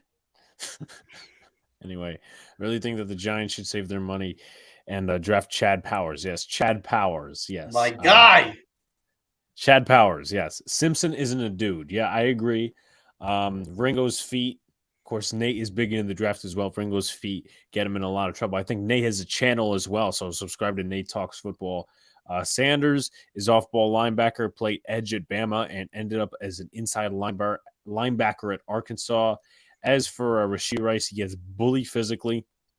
He doesn't have breakaway speed, and his route running is completely unmarkable. So that is very interesting. So that, like I said last week, only if Donald does the mock for the Giants. Hey, I'm just offering my support. Well, you do post on Twitter, so Nate Talks Football on Twitter for anybody. So here's how I'm going to do this, because we have to conquer this subject before we get to a prospect of the week, and I am going to delegate this in a peaceful manner because of the hotheads we have on the panel, and that's a good thing. But I don't not to go all over the place. So we did know today that the Jets, not the Jets, excuse me, the New Orleans Saints signed Derek Carr, and now it seems that the Jets have a Rodgers or bust radar for quarterback. So I'm going to hand it to John first, who's a little bit more angry, and then Luca, who's a little bit more calm. So with that being said, I'll give you both your opportunities. I feel like this is like some political debate. But anyway, John, take it away. Okay, Mr. Moderator. Yeah, Mr. Moderator. Okay. For anyone that doesn't know that why I was very upset, it's not that I thought they were going to get Derek Carr, because I said it weeks ago. They probably weren't. Here's the option. Here's why I'm upset. Excuse me. They do their job ass backwards, okay? They're waiting on a guy to go in his darkness retreat, okay? They're waiting for his decision whether he wants to play football or he wants to, whether he even wants to be traded here, correct? Here's the issue with that. We lost out on the best quarterback option in the market. So, again, we're not going to get the top guy. Shocker. You look at our history, it makes sense because we are probably the worst team when it comes to getting quarterbacks. Or I like the comment, Jacob. I'll get to it in a sec. But we are the worst team probably in terms of our franchise history of either drafting quarterbacks, signing quarterbacks, whatever you case it to be. But for some reason, there's fans out there that think, hey, you know what? It's Rodgers or bust. No, it's going to be a bust, okay? We're not going to get Rodgers. We're not going to get Jackson. We're going to be stuck with a stupid Zach Wilson or a Ryan Tannehill or Jimmy G. We're going to be stuck with someone we don't want, okay? And then when everyone's going to be so shocked when we don't get any of the guys that we wanted, they're going to be like, huh, what happened? Well, I'll tell you what happened. We suck. We are absolute horrific garbage, okay? It's true, Donald. I don't mean to make you laugh. No, it's true. They are a fucking atrocity, okay? There's a reason why people celebrated seven wins last year, because we suck, all right? 7 wins was our highlight, okay? That's pretty pathetic. And I understand that people want to have the hope. Well, I'm done with hope, okay? I've sat through too long, and you know what? At this point, if I'm not able to enjoy football anymore, so be it. I'll have my basketball, I have my baseball, and I have my hockey. Because I used to, every Sunday I've been watching football for over a decade now, at least. And it is just, I keep getting beat. How many times can I get a punch in the face from this sap of an organization? They are saps. And it's embarrassing. I don't understand why we can't do things the right way, and why I need to wait on a guy going on a retreat in order to get my quarterback answer. They had him in the building. They met him twice. Okay, I don't understand what was so difficult, because now you lost him to the Saints. Congratulations. I'm so happy. You know what? We're the dumb organization that's probably going to sign Jameis Winston. That's what we're going to do probably. You can throw Winston in that mix, because we're going to do something dumb. I guarantee it. All right. So I'm going to let Luca go in a sec. Y'all most likely getting Jimmy G because the connections with Salah. Ridiculous. Almighty says John looks like a Nets fan. No, he is a Knicks Almighty. fan. No. John about to demonstrate Salah and Douglas his PhD in No, understanding. they don't deserve any understanding. They deserve a yelling at or a fucking helicopter in their damn household. That's what they deserve. All right. But anyway, let's go to the calmer one. Luca, let us know your thoughts. Unlike John, I'm not freaking out about this. First of all, I got to ask a question, John. Mm-hmm. From the start of this, did you want Aaron Rodgers? I'm not saying A or B option. I'm the one that said I'd trade for Aaron Rodgers. Okay, let me ask you this then. Then why are you? I'm not going to ask you who your plan A or plan B is. You've said on record that you wanted Carr or Rodgers, which I'm completely fine with. I'm in the same sentiment. I have no emotional attachment to either quarterback. But let me just say this for the record. It's been noted per reports that it's not Salah and I'm not defending them. I've ranted how many times on Salah and whatever, but it's being reported now, and I think this is true. I honestly think this is true from personal experience, that Woody Johnson is pushing the Aaron Rodgers train, and Salah wanted Joe Douglas, not Salah. Salah and Douglas wanted Derek Carr, but Woody Johnson wants the shiny new toy. I'm not saying now. I'm not completely alleviating the organization. I'm saying those were the cards that were gonna fall. The Aaron Rodgers timeline is fucked up. That's what I'm saying. Yeah. Now, I'm going to ask you this. You say the Jets are not going to get Aaron Rodgers this and this. Let me get your how would they fuck this up? Just give me a reasonable football answer. Do you think the money's not going to work? Do you think Aaron Rodgers is not going to come here? Aaron Rodgers will not. Why would he want to come here? Okay. Why would he want to? That's a reasonable answer. Let me do a return question. Okay. I want you in the past 10 years, right? I won't even give you the entire tenure. Give me one thing that the Johnsons have done correctly. No, they really. I'll be fair with you, John. I don't think they've really done anything correctly. They're not football guys. So when Woody Johnson says that, you can't sit there and say like, "Hey, I'm going to take his word for it," because I don't. I never said I was. I never said I was. I'm just reading. I'm just reading between the lines, because I know Matthew Berry reported that Woody Johnson's Aaron Rodgers is Woody Johnson's favorite toy right now, but it's also like kind of the same scenario that happened over 10, 15 years ago, which was Mangini and Tannenbaum wanted to keep Chad Pennington, and Woody wanted to win now. And let's be honest, folks. Woody wants to sell tickets. Woody wants to make money. Woody wants to sell merchandise. Mm-hmm. I don't believe any owner without a football background should have say in personnel. But I don't again, think you should either. no, Especially this one, because he's a moron. No, I agree. I think him and his brother Chris Johnson have destroyed this organization. I completely agree with that. And I also think that, what was I going to say? They try to, like, even in the draft last year, they had the little clips where they were speaking to the draft prospects. They want to be those guys, but they're not.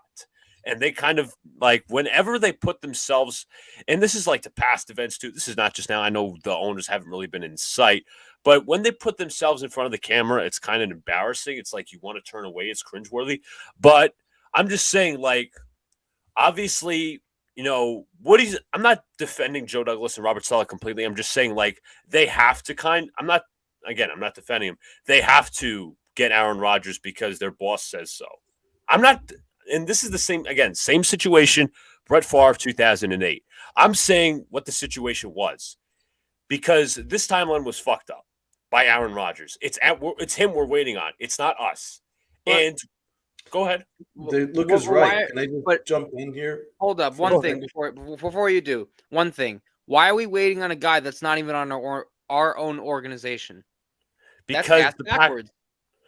But that was going to happen regardless, John. Any team that would be interested in Rodgers would be waiting on him. That's not just us. There could be other suitors out there we don't know, but it's just like the Packers with their comments. Now, you shouldn't be reading into press conferences, but it's not like the Packers have publicly denied reports that he's going to leave on his own.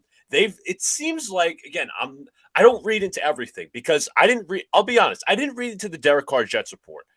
Derek Carr wanted the Jets. The Jets, however, said, you're a number 2 guy. You're not our number 1 guy. And he's like, why would I feel wanted? I'm going to the Saints, easier division. I get some good money. We raised the price for the Saints. I think in a way you could say, and I'm not defending the organization, I'm just telling it how it is. Like the Jets and the Derek Carr got what they wanted. Derek Carr got his money because the Jets and Derek Carr raised the price for the Saints to pay. And with that, the Jets are now going to be chasing Aaron Rodgers, who is their A guy. It is risky. I 100% agree with you, John. It is a risky move. If you come out of this empty without Aaron Rodgers or Lamar Jackson, it is a total failure, and I think everybody in that building should clean house. But here's the thing with the other factor of this timeline is also to do with Derek Carr. He wanted to sign before free agency in order for the team to have a chance to build around him. And so Derek Carr wanted to sign pretty soon, right? No, but the Jets are waiting on Aaron Rodgers, and that's the thing. So the Jets are kind of stuck between a rock and a hard place. They're like, yeah, we really like you, Derek Carr, but we actually prefer Aaron Rodgers. So that's it. But what can you do? You can't accelerate Aaron Rodgers' timeline because he's not a free agent, and you also can't necessarily keep Derek Carr in the back burner because Derek Carr is going to have offers elsewhere. And so that was the rock and the hard place that the Jets are with. And that's why I'm not going to go crazy on the Jets here. I don't think the Jets could really do anything about this. I would have, personally, like I said this before, I would have prioritized Derek Carr because I think he's not nearly as good as Aaron Rodgers, but I don't think he's the prima donna, and I don't think he's going to have any issues playing in New York. And I think that he would just be a good mentor to your young team. I think he would have been a better fit. But now that it's over, now you just have to go all in on Aaron Rodgers. But I'm not blaming the Jets on this, man. Like, the thing is, Derek Carr wanted to sign early in order to have the entire free agency for his team to build around him. So that's why it happened. I got to ask a question, John. You said you wanted Aaron Rodgers, but you're like, why are the Jets waiting on this guy? But you said you wanted Aaron Rodgers, so you kind of know that was the scenario to play out. That's what's happening. I understand it's a rock and a hard place, but now you put all your eggs in one basket, and this team ultimately, when they do fail, because they fail a lot, and that's what history tells us, when they fail, they're going to have nobody. I agree. But we got to see it play out first, John. That's what I'm saying. I understand we've been haunted by this team and all this different stuff, but I'm being revisit this conversation in a week or two when we learn what Aaron Rodgers wants to do. Because I'm not saying like I don't want him. I wish he wants to come to the Jets. We don't know right now, and we'll see. I'm just playing the level-headed, calm guy. I understand John's the pessimistic fan. He's been very pessimistic for the past few months, and he has a reason to. I don't Trust him.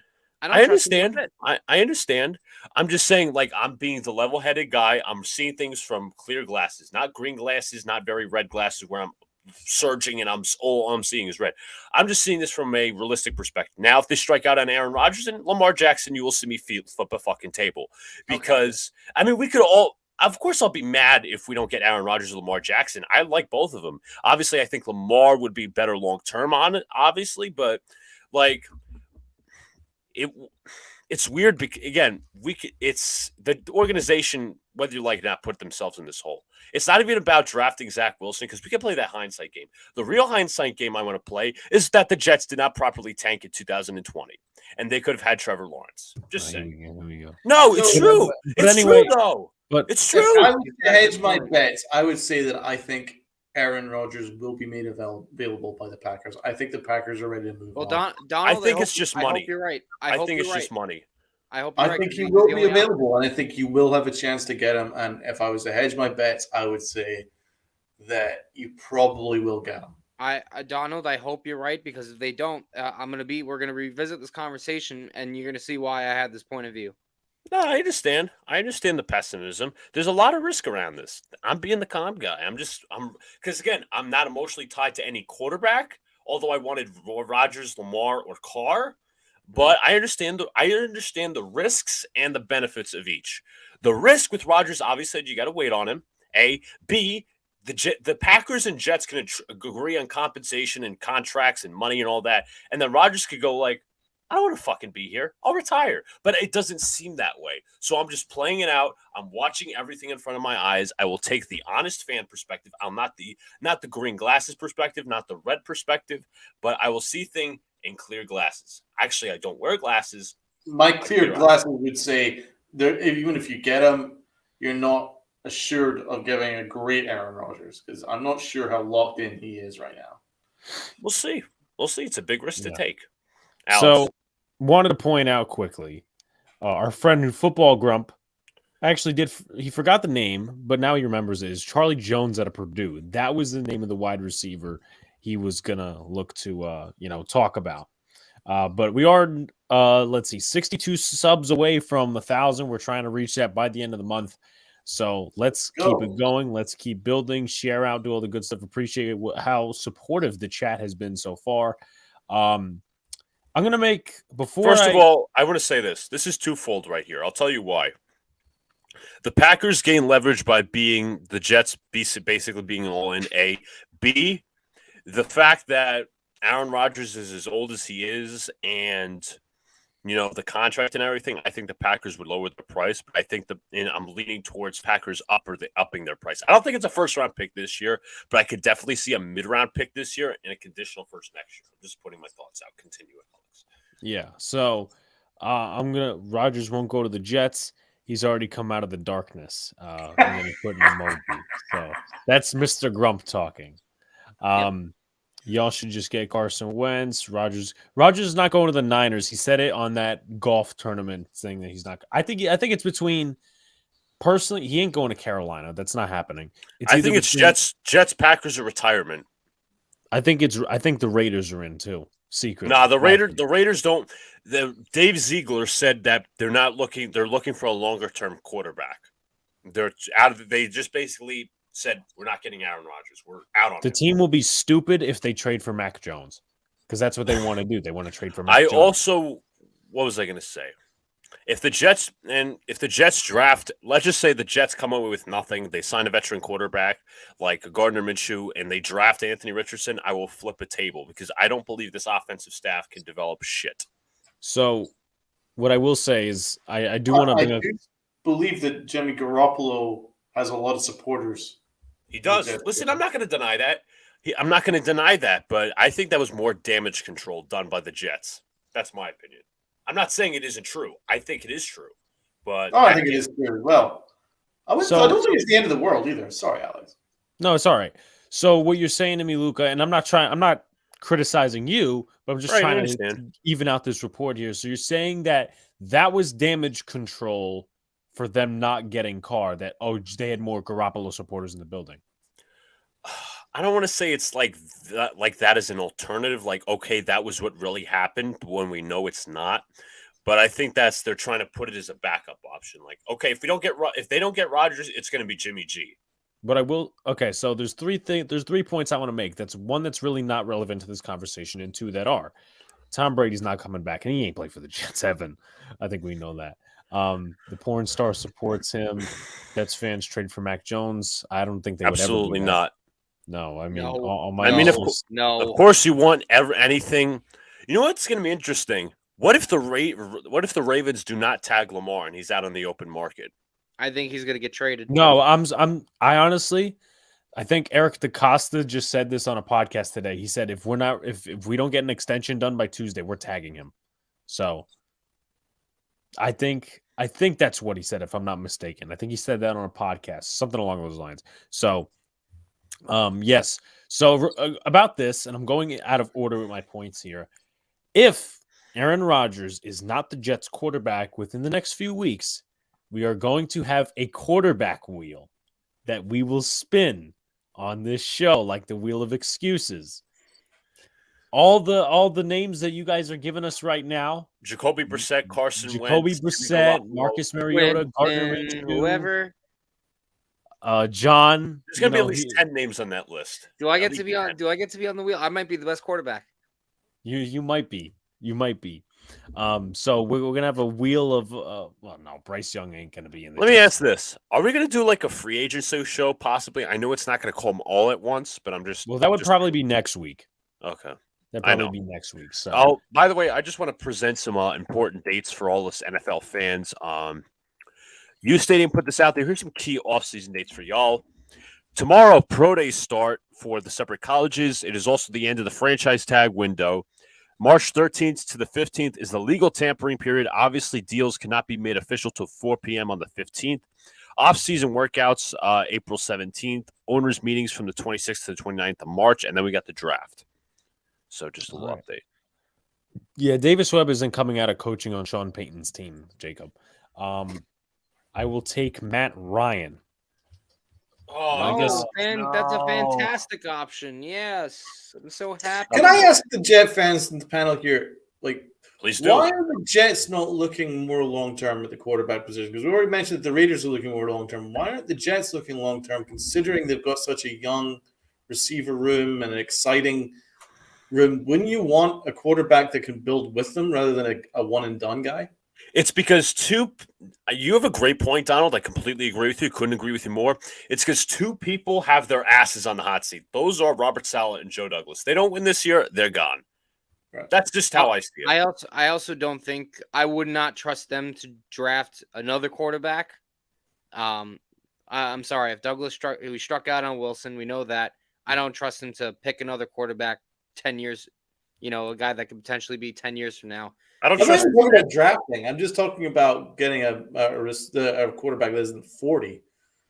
Yeah, I agree. If there's any long-term viable solution, I think it's Lamar Jackson, because I think he'll thrive in the city. And he said on the record he wants to run a pro-style offense where there is more passing, and I think Hackett will introduce that. Our long-term Zach. He ain't your long-term, my man. He ain't your long-term. He is, but Miz is completely wrong about everything Jets. So. No, That's interesting take. But I don't know if I probably have credited him before. Jets Smith actually said that Zach, I think he said this in July of last year, that Zach Wilson is not ready yet. So he didn't look ready in his rookie year. Well, yeah, no, but I'm saying like last year. No, I understand. I remember I was going through like the list.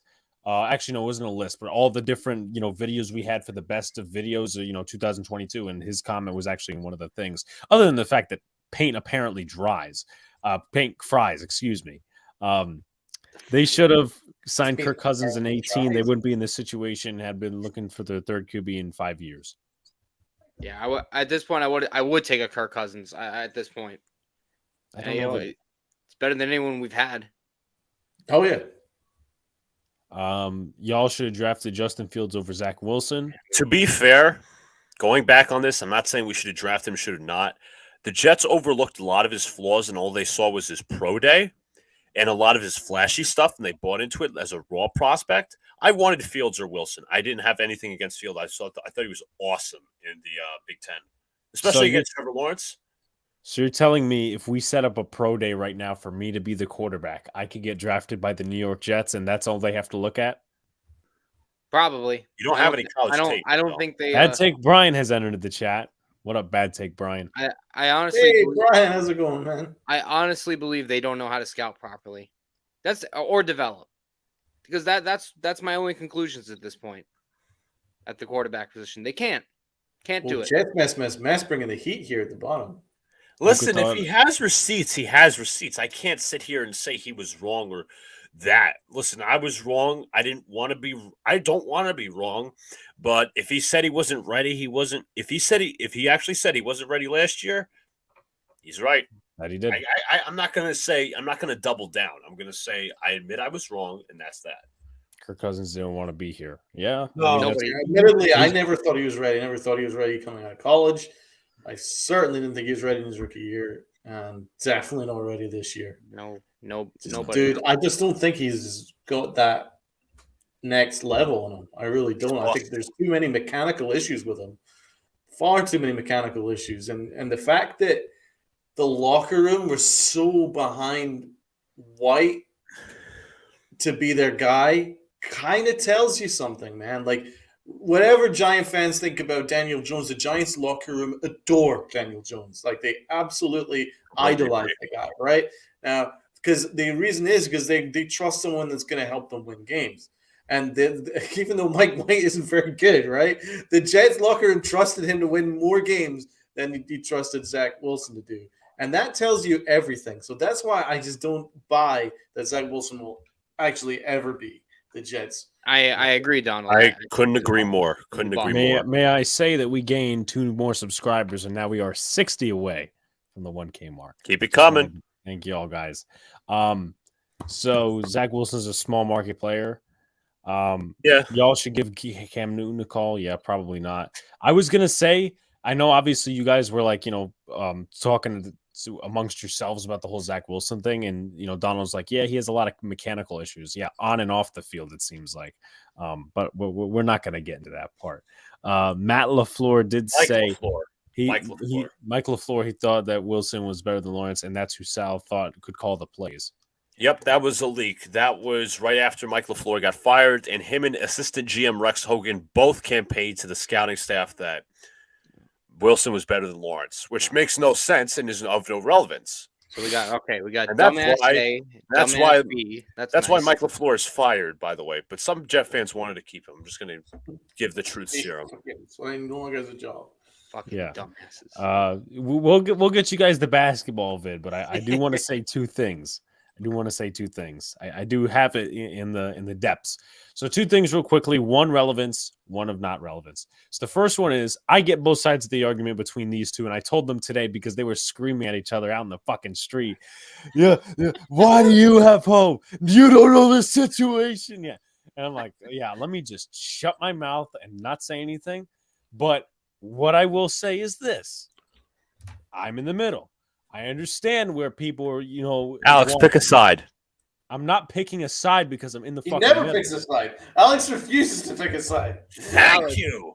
Alex, it's all right. If you pick the wrong side, I'll help you understand what the correct side is. I'm not the only one. I've never known Alex to have a side. He always gives reasons for and reasons against. It's the same way with Daniel Jones. I see benefit in resigning. Exactly. You know what? I'm not the only one seeing that. Hold on. If you guys are trying to live up to that, I gotta live up to that. Okay, hold on. Just wait 2 seconds. Is that better? What? You guys are not your middleman. He's the middleman. Oh. I get. Alex yelled, and I told Alex. I was really waiting for him to do something. I said to Alex, "You're playing both sides, aren't you?" And he's like, "No, I'm not playing both sides. You want me to be on your side?" I'm like, "Dude, just pick a fucking side." Because you literally would have freaking pushed me down the steps of the train station if I picked John's side. No, I wouldn't have. I'm not violent. I'm not violent. I would have He would have chucked me into the street. That's how mad he was. Three letters. PhD. But no, I'm not taking bribes. Do you see me with a lot of money? No. I don't have a lot of, well, I can't say I'm poor, but I'm not taking bribes, okay? I'm not taking bribes. Anyway. Shut up, Luca. Anyway, middleman Alex says, I understand the point of John where he's very pessimistic about the situation because you have to wait for a hippie coming out of the darkness, and now that's your only option. So you have to wait on him, and the timeline's fucked up. To re-enter a new darkness and add that. Yeah, the darkness called the New York Jets. Yes. But Sounds like you're picking a side.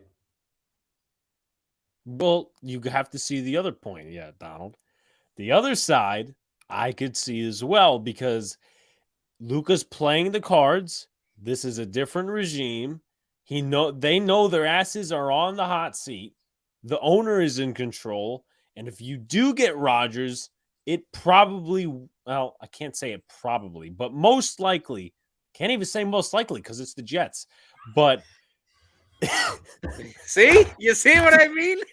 I'm just saying. Dude, you picked the side. In optics, it sounds like the Jets will have won the sweepstakes. From then on, it's their own fuck up. So, I'm with you, man. Because you did pick a side without picking a side. The idea of bringing some dude, some hippie from a tree out of the darkness to decide on where he's going to go is not the quarterback that you should be going all in on. I'm just calling facts on that. Can I be a very rude, rotten person for 20 seconds? Sure. I'm kind of secretly rooting for Rodgers not to come to the Jets so that these two can rant. Oh yeah, no.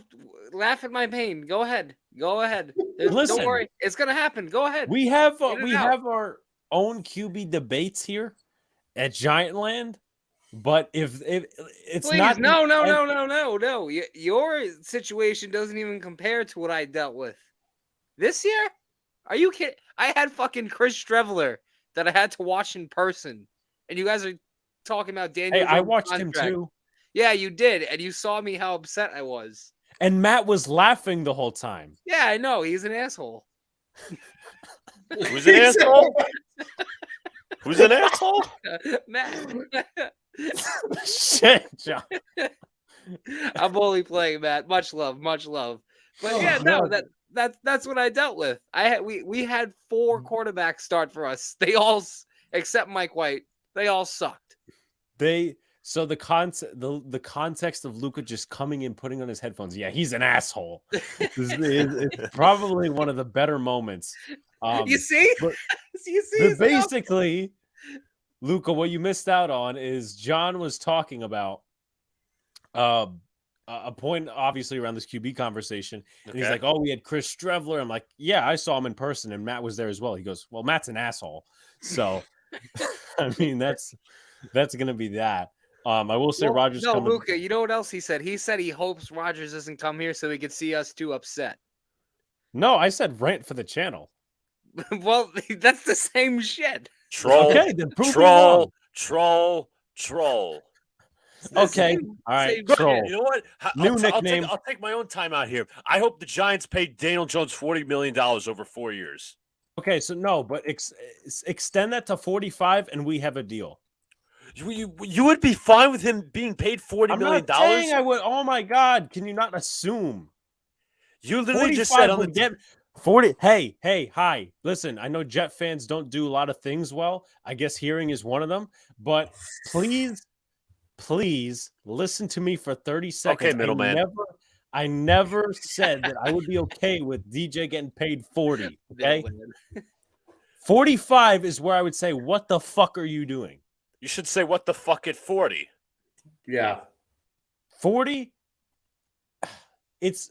What's your excuse? Say, quarterback market. What's your excuse? The quarterback market.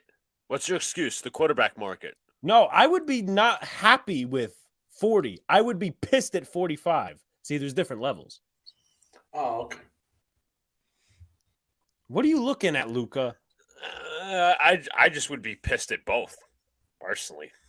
Thank you, know what, Armand. Luca? You know Armand. what? You Armand, want to thank you, sir. experience me and Donald? Shut up, Luca. You want to experience me and Donald's emotions? Why don't you guys go out and sign Daniel Jones? I don't want Give to him fucking $40 sign million. him. I don't want to Huh? fucking sign him. You don't want to? You really? Because let's check. Let's check.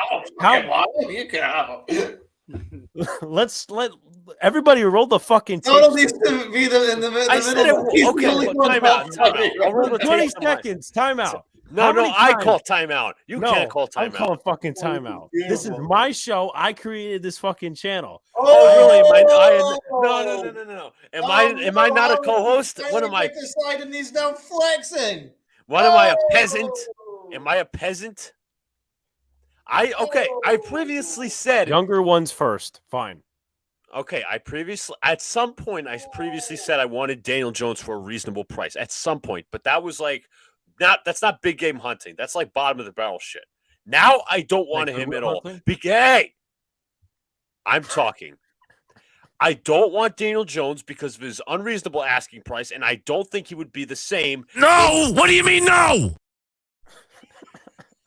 I don't think he would be the same in a non-Brian Dable system. I'm not calling him a system quarterback, but I don't think Daniel Jones would have true success here in Jetland. And I think he would get absolutely shit on he would get the wrath of all the Jet fans. I agree. So, double tech fouls on the GP brothers. Yeah, I think the whole past 5 minutes was clip worthy. So, I think that's it all I'm was going to too. say. Alex actually flexed. This is my show. This is my channel. For the record, I came up with the name of this podcast. So, Oh, zip it, oh. boy. Hmm. Not that. I said Boys in the Big Apple. I came up with that name, didn't I? Boys in the Big Apple's a brilliant name. It is genius. So, all right. Here's how we settle this, right? Here's how we settle this and move the fuck on. You, Luca down here, you brought Donald on. Absolutely. I agree. Zip it. I brought John on. Okay? So you brought your guy on. I brought my guy on. We've done work. He's both of our guys. Both of our guys. This is he just Wait a minute. Am I only It's one all guy? you. Am I Lucas guy? See, Oh shit. I don't even know what the argument is anymore. okay. No, I don't want to put it like that. No, you just did. That's exactly what you just did. Yes, I got Alex to fuck up. Oh, Alex just walked right into this one. Alex, explain yourself. What All I right, meant to say Let's take was, some notes. I'm gonna take some notes now. what are we in fucking class? No, we I don't got take- the iPad here. Perfect. We don't take notes in class. The fuck? Anyway, what I meant to say was Luca brought a guy on to be a great contributor to this show. I brought a guy on to be a great contributor to this show. to And our show. together, we make the best live show on YouTube. Thank you. Did I make up for everything that I've done? At least he admits that he says some things that are very insulting at times. I mean, to be fair, I did call Donald a Torrence, and he told me to go fuck myself. I did. It's like I I'm just not a remember tourist. I was sitting on the couch, and I'm like, wait, hold on. What did I just say him? He goes, fuck you. And he goes out to the stoop. I did. Go fuck yourself, tourist. That was when we were down in Florida. Yeah. No, And really? he said, "Oh, I don't regret you going on holiday with us. That was nice." Yeah. It's, What the fuck was that anyway? that was a That's such a very mixed answer. that That was a was such a- very unscripted, badly worded, backhanded compliment. He was also a jerk to that waitress, so I'll never forgive him for that. Okay. I know. And I like just plain up compliments. I don't need backhanded compliments. Well, I was trying to be nice in the sarcastic way that I am, and sometimes it comes out. Maybe you shouldn't be sarcastic. Yeah, just be nice. Okay. Beans. That's not what I said. That's not what I said. That is what you said. We're gonna, you know what we're gonna do next time we go to Luca's got the Florida. nice gene. Next, what? Looks like Luca's got the nice gene of the twins. No, people actually, not gonna lie, people like Luca more than me. There are some people out there who do. There's some Yeah. people that like Alex more than I do, so it depends. No, I've seen it the other way around. Not podcast. It goes wise, both. just It goes general both ways. It goes both ways.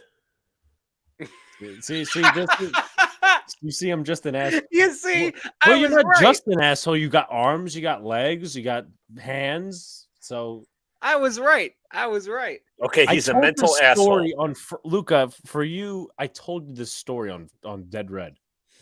Oh, how I hit you with the toy truck? Yes. Let's also remember when Grandma had to break us up when you put me in a chokehold when we were small. Yeah. Oh, here we go. It's all coming out. Yeah, I was playing with a toy and Alex got really pissed, and Alex just did this to me, and my grandma had to run over and break it up.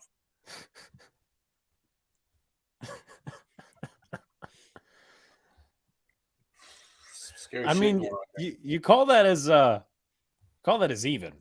Hit me with the toy truck. I choke I him. think chokehold could have killed me. Okay, and I could have. How much is a baby's chokehold? Come on, let's not be pathetic. Dude, here. I wasn't fully developed then, okay?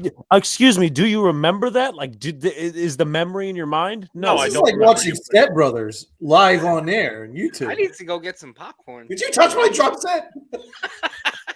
I'm gonna put my nuts at. No, no. I'm glad Donald thought that was a funny movie because even though he's not here or in the chat, Socks Socks. apparently had some things to say, which I do not appreciate. Socks, okay? You better take back some of your movie comments, all right? That was horrible. And they also have bunk beds, just like Step Brothers. Like it's Bunk but bed not fell so off. much room for activities. But not like the hockey stick fucking old fashioned bunk beds. Yes. None of us. I can tell you this: none of us got hurt. Oh my god, timing! None of us got hurt Yes, in the Matt, making my of the God. bunk bed. I Literally. can tell you, none of us got hurt in the making of the bunk beds. I don't know what Luca's doing. I have no idea. A story came from my dad and the other came from my grandmother. So I'm never gonna get an answer with that. Throw the script out the window, Yep. LMFAO. What script? That's what I'm steel cage match. Alex's violent damn helter skelter. Donald takes notes. Well, I mean, why would he want to take notes of what? My sarcasm? I guess that's what it is. Man, how the tables turn. I think the chat is going to have to choose sides soon. Alex is more professional. Wow. Okay. Whoa. Thank you, Evan. Oh. We only play 80s Joel here, sir. That was a pretty funny scene. The way the show is supposed to go tonight. Well, what is this, like the NFL? Well, I don't know if Brian's still here, but no, this program is currently not scripted. Okay. So Bad take, Brian. bad take, Brian, that is. But quick little update. I stand with Luca. Well, Jets Nation, Armand comes from the Jets Turbulence podcast, or at least that audience. He's a guest. So, I see Donald's pulling up something. Being a middleman is soft. Hey. Settle in arm wrestling match. I think we need a steel cage match, like Armand said. But the one Okay. little update before we get to some Share other the stuff. screen. Oh yeah. So, well, have it on the video first, and then I'll share it. Let's see. Oh, here. Oh, yeah. Oh, God. Oh.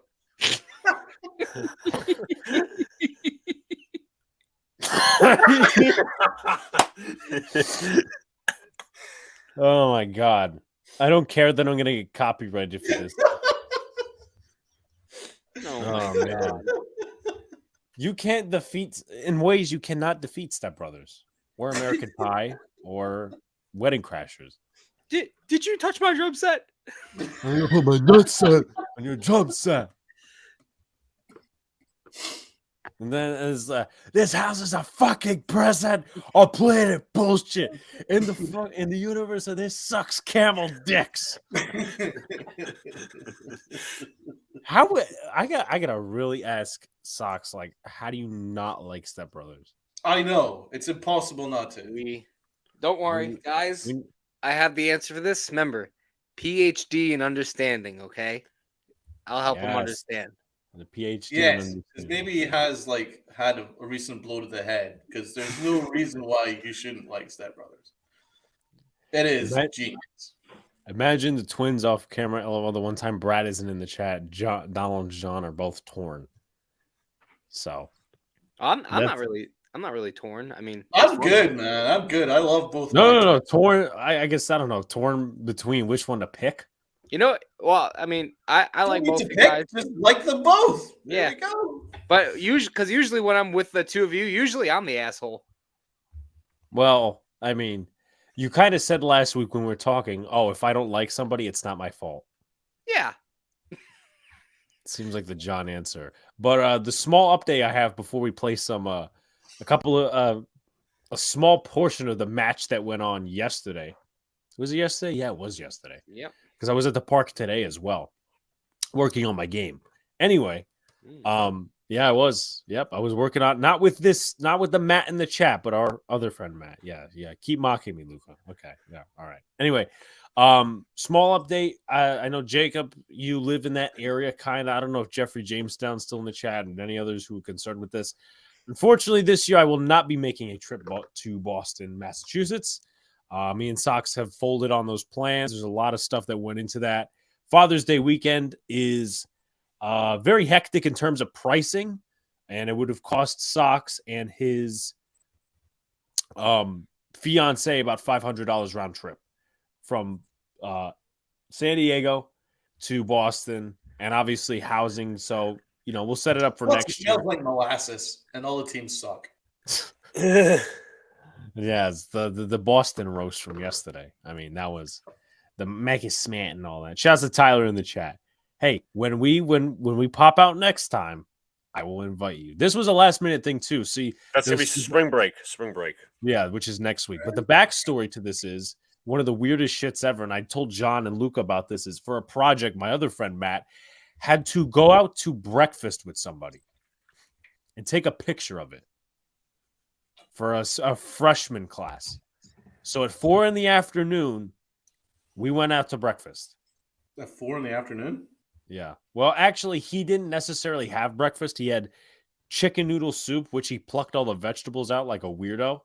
And then he had grilled cheese. And then I had the waffles. So Alex wins. Yep. There it is, guys. Then New York State education, guys. I'm so proud. That's what we're doing. Waffles and tax dollars going to a good place. Yep. Yes. Yep. And then we played a one-on-one in basketball. I think the final score was like 16-14. I lost. But then I started working on my game a little bit. But without further ado, before we get to our prospect of the week, of course, we have to showcase. If any of you weren't in chat yesterday, I'm going to pull up the video. Hopefully I still have it. I do. Angry John, 9-4 Angry John. At this point in the game, it is 9-4 Angry John. And this is the match held at Diker Park in Brooklyn, New York.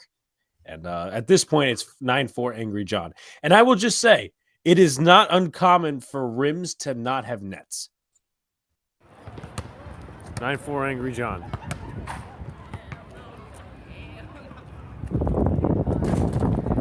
Woo! Nice. That was a point? That was a point? It was a point. That went in? Yeah. All right. 10-4. 10-4.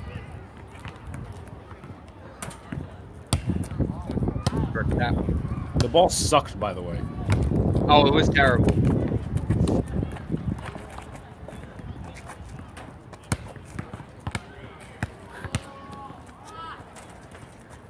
That's game. For the record, when I'm like I'm very much in the zone, so I'm very serious. And Alex likes to bust my chops and put a How big did I smiley on my face when he does the recording. So I get irritated How very did I easily. bust your chops?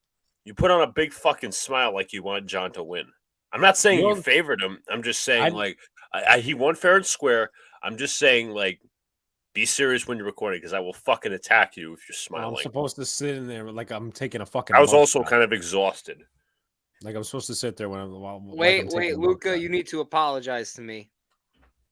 For what? What did Alex? Didn't this man come up to me and said he would take me to school? Did he not say that? Okay, I literally John. I literally complimented you yesterday, so that makes up for what I said. I know. I just wanted to hear it again.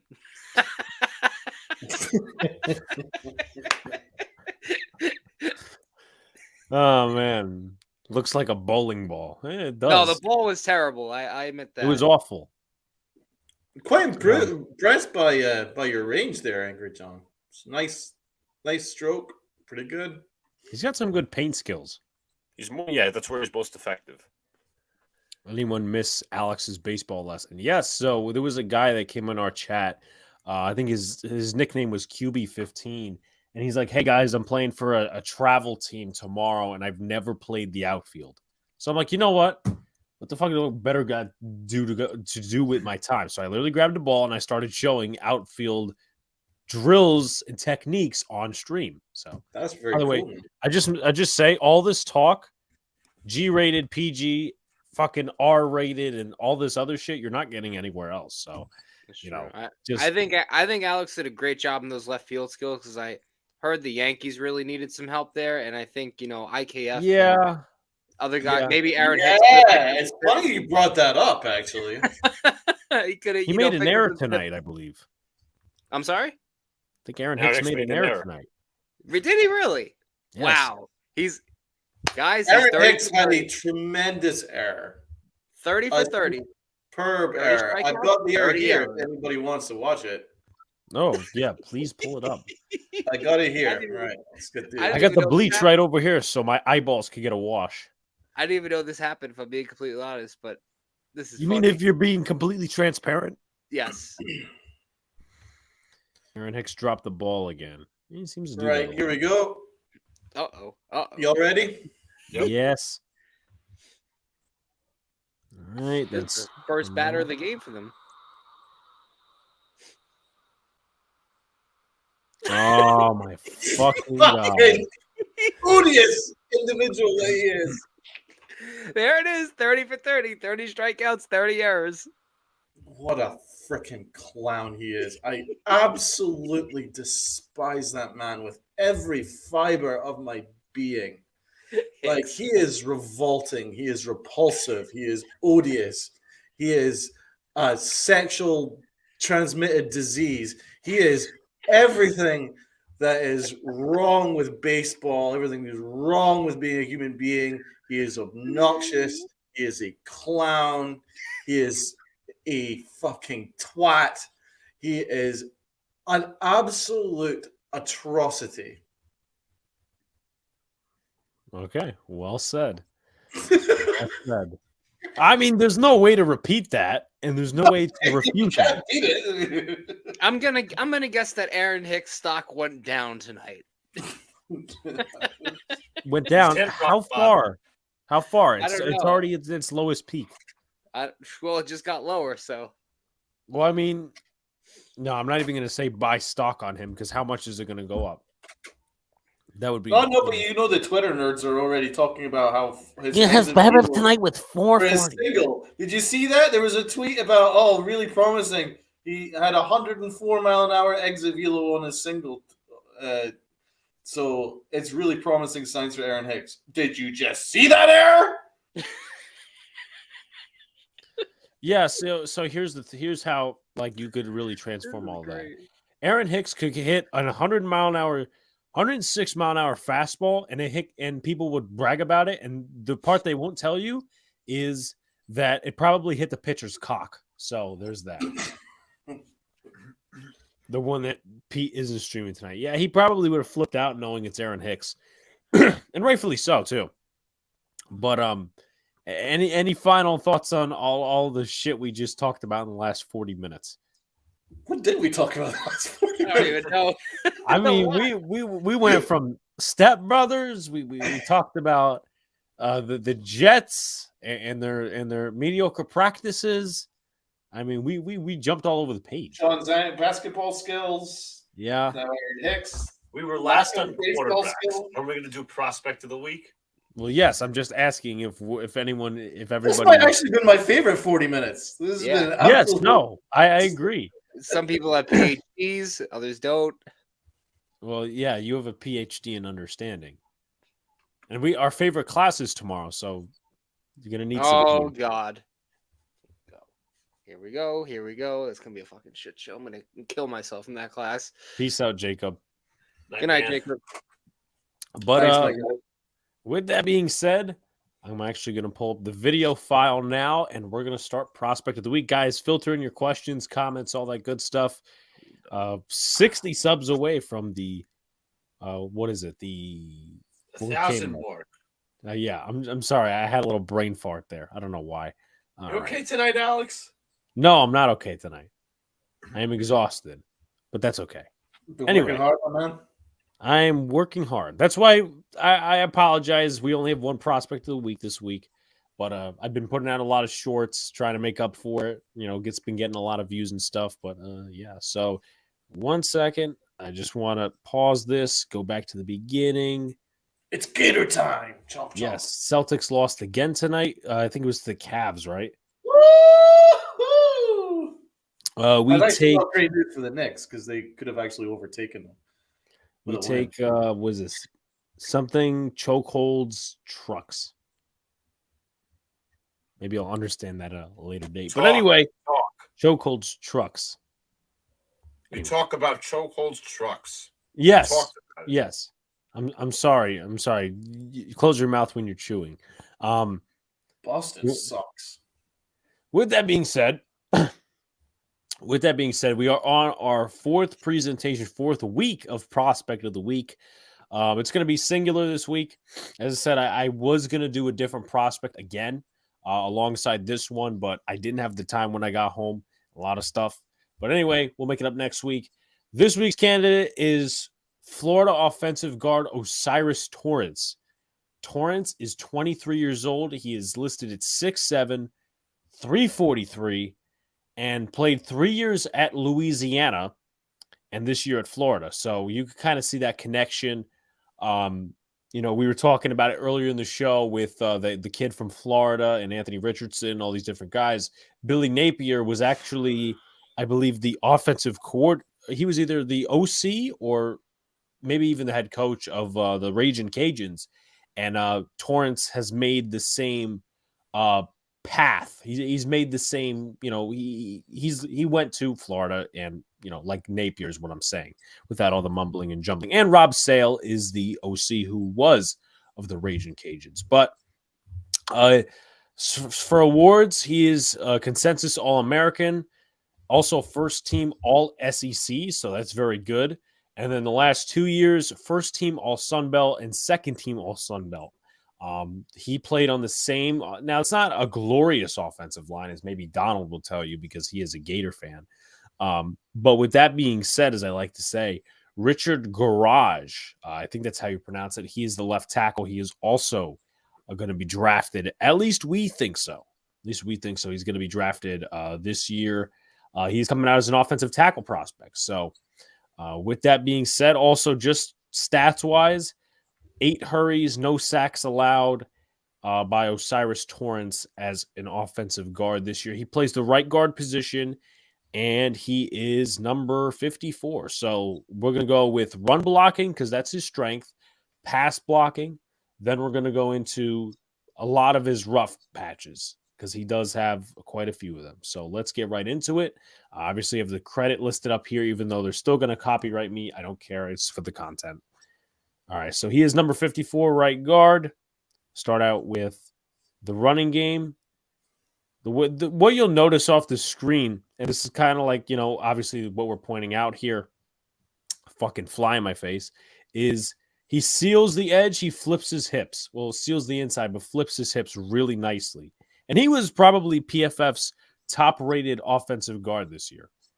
Right here, he's going to be basically giving this little shove to number 21, and that releases Etienne in the end zone. Still working. Gets to the second level. And that allows Etienne to get a big run. This is against Georgia. That was against Georgia. As I said, I usually select 3 games for each prospect. That's at least a decent sample size, in my opinion.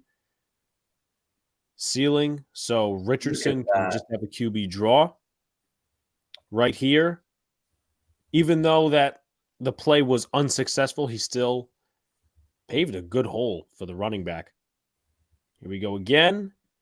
Cyrus Torrence. Give a nice knock. He's a big beast, man. Etienne. Okay. Obviously, no reason to be concerned with the local news, but there's Torrance once again, sealing right here, sealing again. And you'll notice number 50, he knocks 2 teammates into each other. Let's look at that again. He's a big. After this play, just notice 54 sealing the edge on 50, and look what happens. Woofed. Both 2 guys go into each other.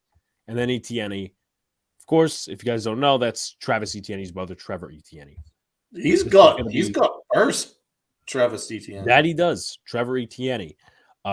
Here's a play where Richardson, he's not going to run for a touchdown, but once again, you look at Torrance just sealing. This is probably my favorite, flipping the hips and sealing. Here we go again, not necessarily sealing, but just standing up the blocker in front of him. Same thing here, and this is against Jalen Carter, who is probably a top 5 prospect in this draft. Let's do this again. A couple more run plays. This is the longest film I've collected. It's about 3 minutes 40 seconds worth of film I collected on Torrance just because we're so impressed. Right here, we're getting into pass pro, and this is really some of the good stuff you'll see is the anchor that he has.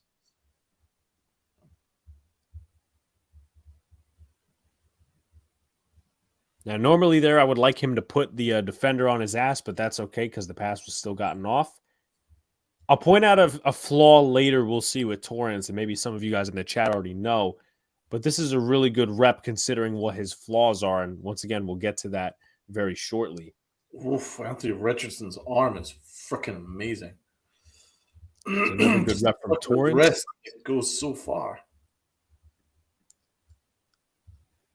Picking up the blitzer.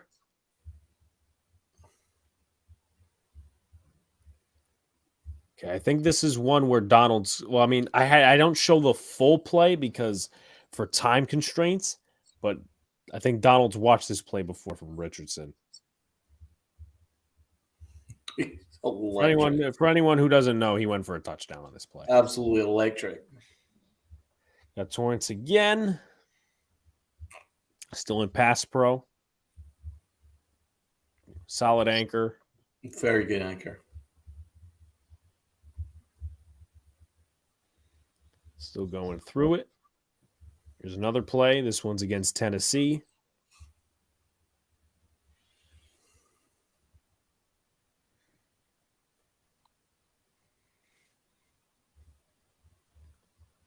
To keep the anchor. Now that's a little concerning. We'll talk about that once we get to the bigger flaws with Torrance. It's really one thing that stands out. Okay, so here is where the flaws begin. This is just one run play, but once again, most of these flaws come in pass pro. So you look at the swim move by number 95. He just eats up Torrance. So before we get to everything else, one of the biggest flaws here is that Torrance in pass protection gives up his outside shoulder. So he's not square. He's not mirroring the defensive lineman. He's given up that outside shoulder to where they could just rush to the outside. We'll see it in a couple of reps here. And he struggled in pass pro against Georgia, which we'll be seeing here. That's why there's going to be a lot of Georgia tape, not a lot of Tennessee or Utah tape. So here, I mean, as I said, the outside shoulder. Richardson obviously showing off his mobile abilities right here. This one is not even just about his outside shoulder. He just gets beat inside. We'll take a look at that replay. Number 9 gets a hit on the quarterback. It's again outside shoulder. That's Jalen Carter he's facing. Yes, it is one of the defensive linemen that will be picked in the top 5, top 10, but still here just falls to the ground. A couple more of these. Outside shoulder again against Jalen Carter. Richardson did well getting rid of that. Right here. Loses track. Oh, I don't know if that was a flag or not, but anyway. that should be a flag. That's pass interference if I've ever seen it. I know we're supposed to be watching this offensive lineman, but my God, is Richardson electric? I know. Oh my But God. what about Matt's comment here? Go. I think he's trolling. Seeing a whole lot of mid. I mean, I know he's still raw. It's not like he's gonna be ready day one, but like he's got He's the talent. electric. I was watching. Yeah, part of the film was like, oh my God, Richardson's good.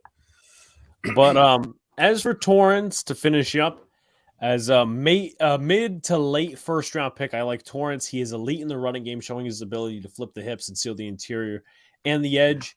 His anchor is solid in pass pro, but his balance is a tidbit of a question, along with his greater flaw of giving up the outside shoulder to speed and dominant rushers. Example, Jalen Carter is shown in the film. Overall, my projection for Torrence is a mid-first round pick, and he may, not saying he will, but he may fall to the Giants. If the Giants re-sign Saquon Barkley and have a balanced offense, I see Torrence as a fit for Big Blue. So, An awesome fit for Big Blue. I guess Donald, if you want to add any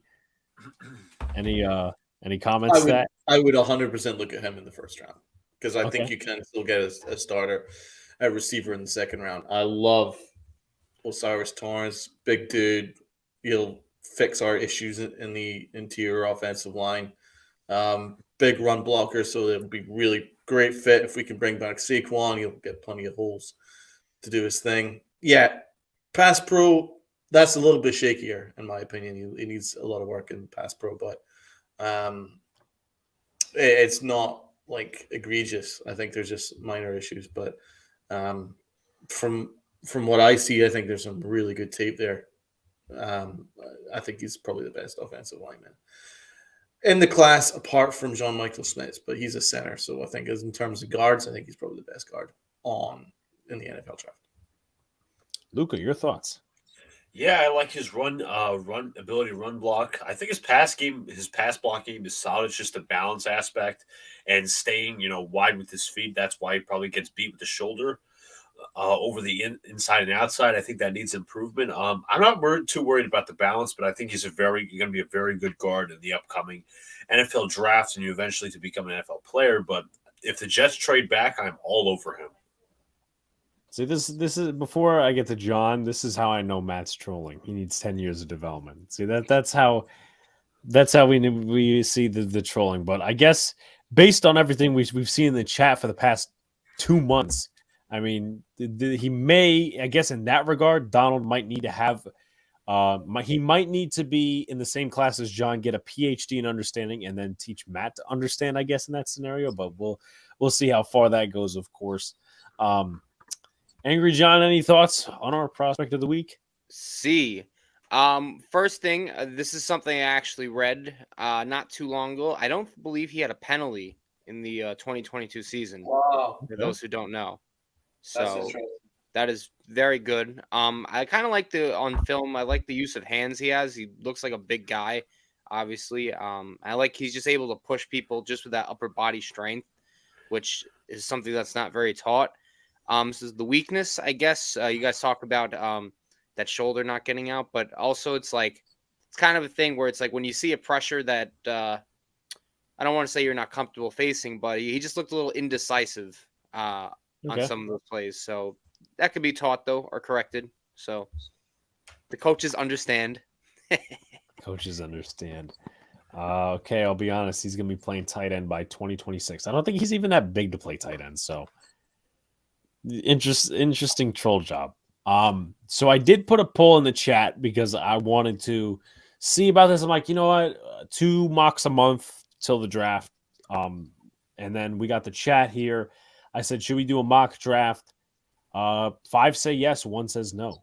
So want to break one out before our hockey segment, and then we'll end on the NBA note as we usually do. But guys, keep hitting that like button, subscribe to all the good stuff. I'm going to pull up PFF. And actually, to be fair, guys, to be fair.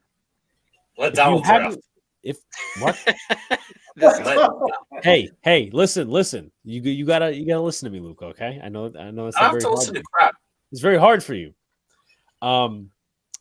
If some of you who've watched my recent mock draft, I put out a blind mock draft, as I said. Pro Football Focus gave me an A. Wow. But you don't like PFF. And how did you do it blindfolded? Did you just randomly select? No. I call it. For the past 2 years, I've been calling it a blind mock draft because I know that I haven't studied a lot of prospects. Now, to be fair, I've studied more at this point than I have in years past. I will guarantee you. Same here. So, and obviously this whole content thing, but all right, we're gonna get it started. Let me just pull up the page. Let's go. Do this one mock, and then so you guys give us some feedback, root us on in the chat. Though everybody's probably gonna be criticizing me. So anyway, but I take criticism great. Anyway, so we got the Jets, we got the Giants.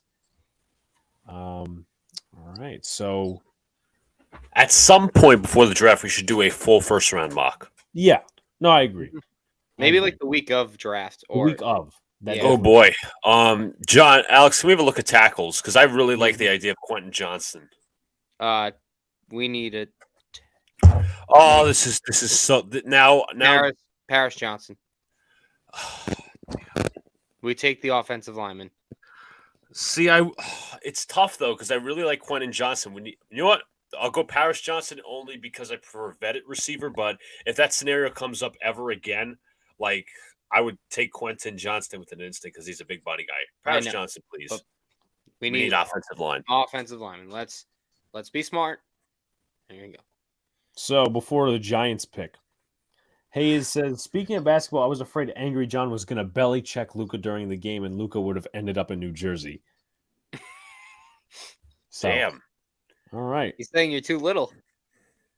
All right. So a couple of decent. I'm not a fan of picking a tight end at 25, but let's go down the list. Definitely not. Evan Ingram.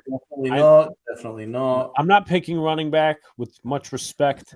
Definitely not. BJ. Nope. What the fuck are these options here? Just go by position now, or you could trade back. I don't know if you want to. You don't have to. So I mean, obviously, you could probably look at Deontay Banks.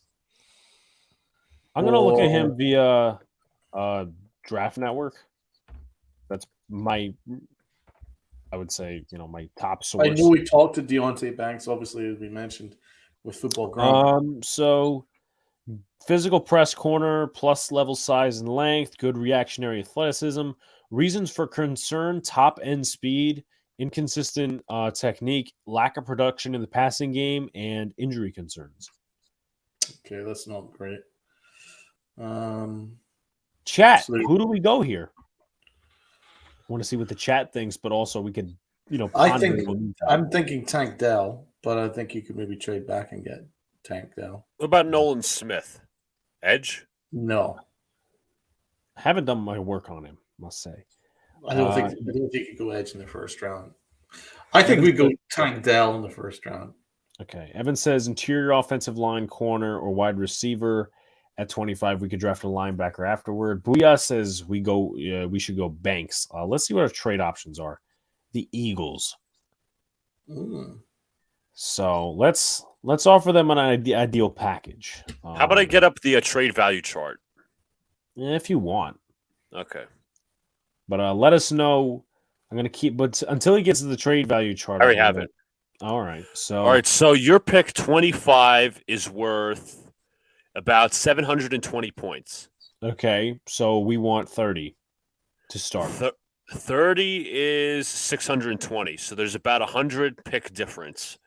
That's all full of shit though, because like, let's just say I do that. Like, I would want a second round pick in return. This is 15%, and then 12%. Obviously, if they have no draft picks, I just realized that. What about 94? Just 30 and 94.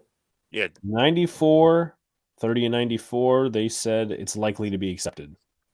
I'll check the value on that. 94 is worth about 124. So you're balancing it out essentially. Are we down for this, Donald? Maybe add another pick off them as well. Like A 7th. Let's take both their 7s for fun, or no? just one. All right. 97% chance to be accepted. All right. We good with this? Yep. I think it's fair. All right. So our options Yeah. really have not changed. Tank Dell's still on the board. Got so him. let's reach a little bit. All right. 43 for the Jutes. Luke, I'm thinking, you know what? We might need the Mike linebacker if we can look at that. I was going to say interior offensive line. Let's see if John Michael Schmitz is there. Damn. He's not. Okay. So What about linebacker? We don't need a Mike, but we could use off ball. Off ball. Sorry, off ball. Diane Henley is very much off ball. I'm not a fan of Henley. Okay. I like Campbell here. I think Fuck you. That's a good pick. we'll take Campbell, Jack Luca? Yep. Right next to CJ Mosley, no problem. I like that Campbell. pick. All right, so we attacked wide receiver. What about Luke Weipler? Weipler? That's an option. Titman is still there. What do you think of Garrett Williams or Treverius Hodge Tomlinson? I haven't done my research on them, I must say. Let me see what this. Eli Ricks. He didn't have a lot of production at Bama. He didn't know. Actually, no, he didn't have a good. What about Garrett Wilson? Garrett Williams. Garrett Wilson. What? Garrett Williams. Oh. Let's see. Where is he? Oh, safety. Let's take a look at what Draft Network says. Thank you, Jeffrey. Alex, you don't have to research it, but okay. I'm just saying, just in case. So, zone coverage instincts. We don't run zone. Physicality, aggressiveness, competitive toughness, click and close ability, recovering from an ACL, long speed, ball skills, back to the football. Those are his concerns. And Luke Weipler probably a better fit then because we need interior offensive line. I feel like Donald, I must say, not that this ain't our fault, but I feel like this draft might be going south. So reasons to buy in: range, technician, pass blocking. Reasons for concern: functional strength, lack of versatility, and tendency to get outreach. I think we go Weipler. I think a Weipler as well. Yeah. All right, John. We've covered linebacker. We've also covered offensive line. We need interior. That or the only other position I'm thinking is safety. You want to look That's at correct. Both? You want to look at both safety and interior offensive line, please. Mm-hmm. All right, let's see what we got.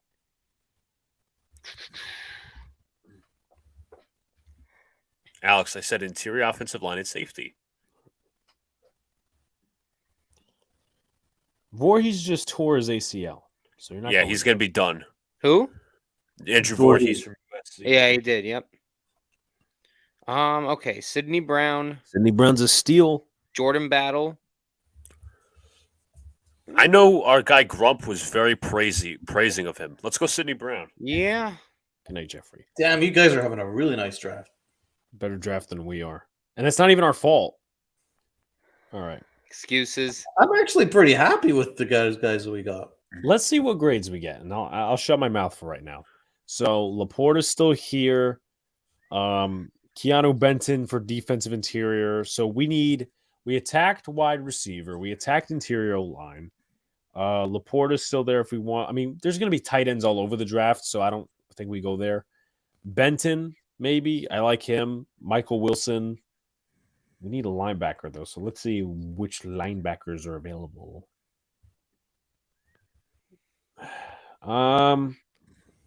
I think we can wait because we got like 2 more picks within this range. Yeah, we got a ton of picks in the mids. I think we need to be hitting the defensive backs. Okay. Corner. No, really, Luca? All right. Let's Tomlinson. yeah, please look up this dude. Trey. Jalen Jones as well. Yeah. But there's a big drop between. So 3 interceptions. Okay. Travis Hodges Tomlinson. Okay. Reasons to buy in. Athleticism, especially speed, a technician in man coverage, making him a lockdown defender. Physicality and versatility to help the defense in multiple ways. Reasons for concern, size, especially impacting length. His size, he stands at 5'9", 177. Like an inch God, tall. he's tiny. For a man corner to be tiny?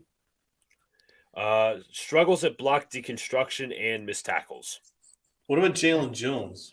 All right, I will do. Pretty sure he's a zone fit. I'm looking at him right now. No interceptions. Struggles. Blah, blah, blah. Yeah, he's a zone with some man corner, so he's not there. Yeah, exactly. So Ja'Cory Bennett. You'd probably go Tom or QB Kelly's good. you But could. he's- I think we could wait Yeah. on Kelly. What I about like Ja'Cory QB and Bennett. Bennett?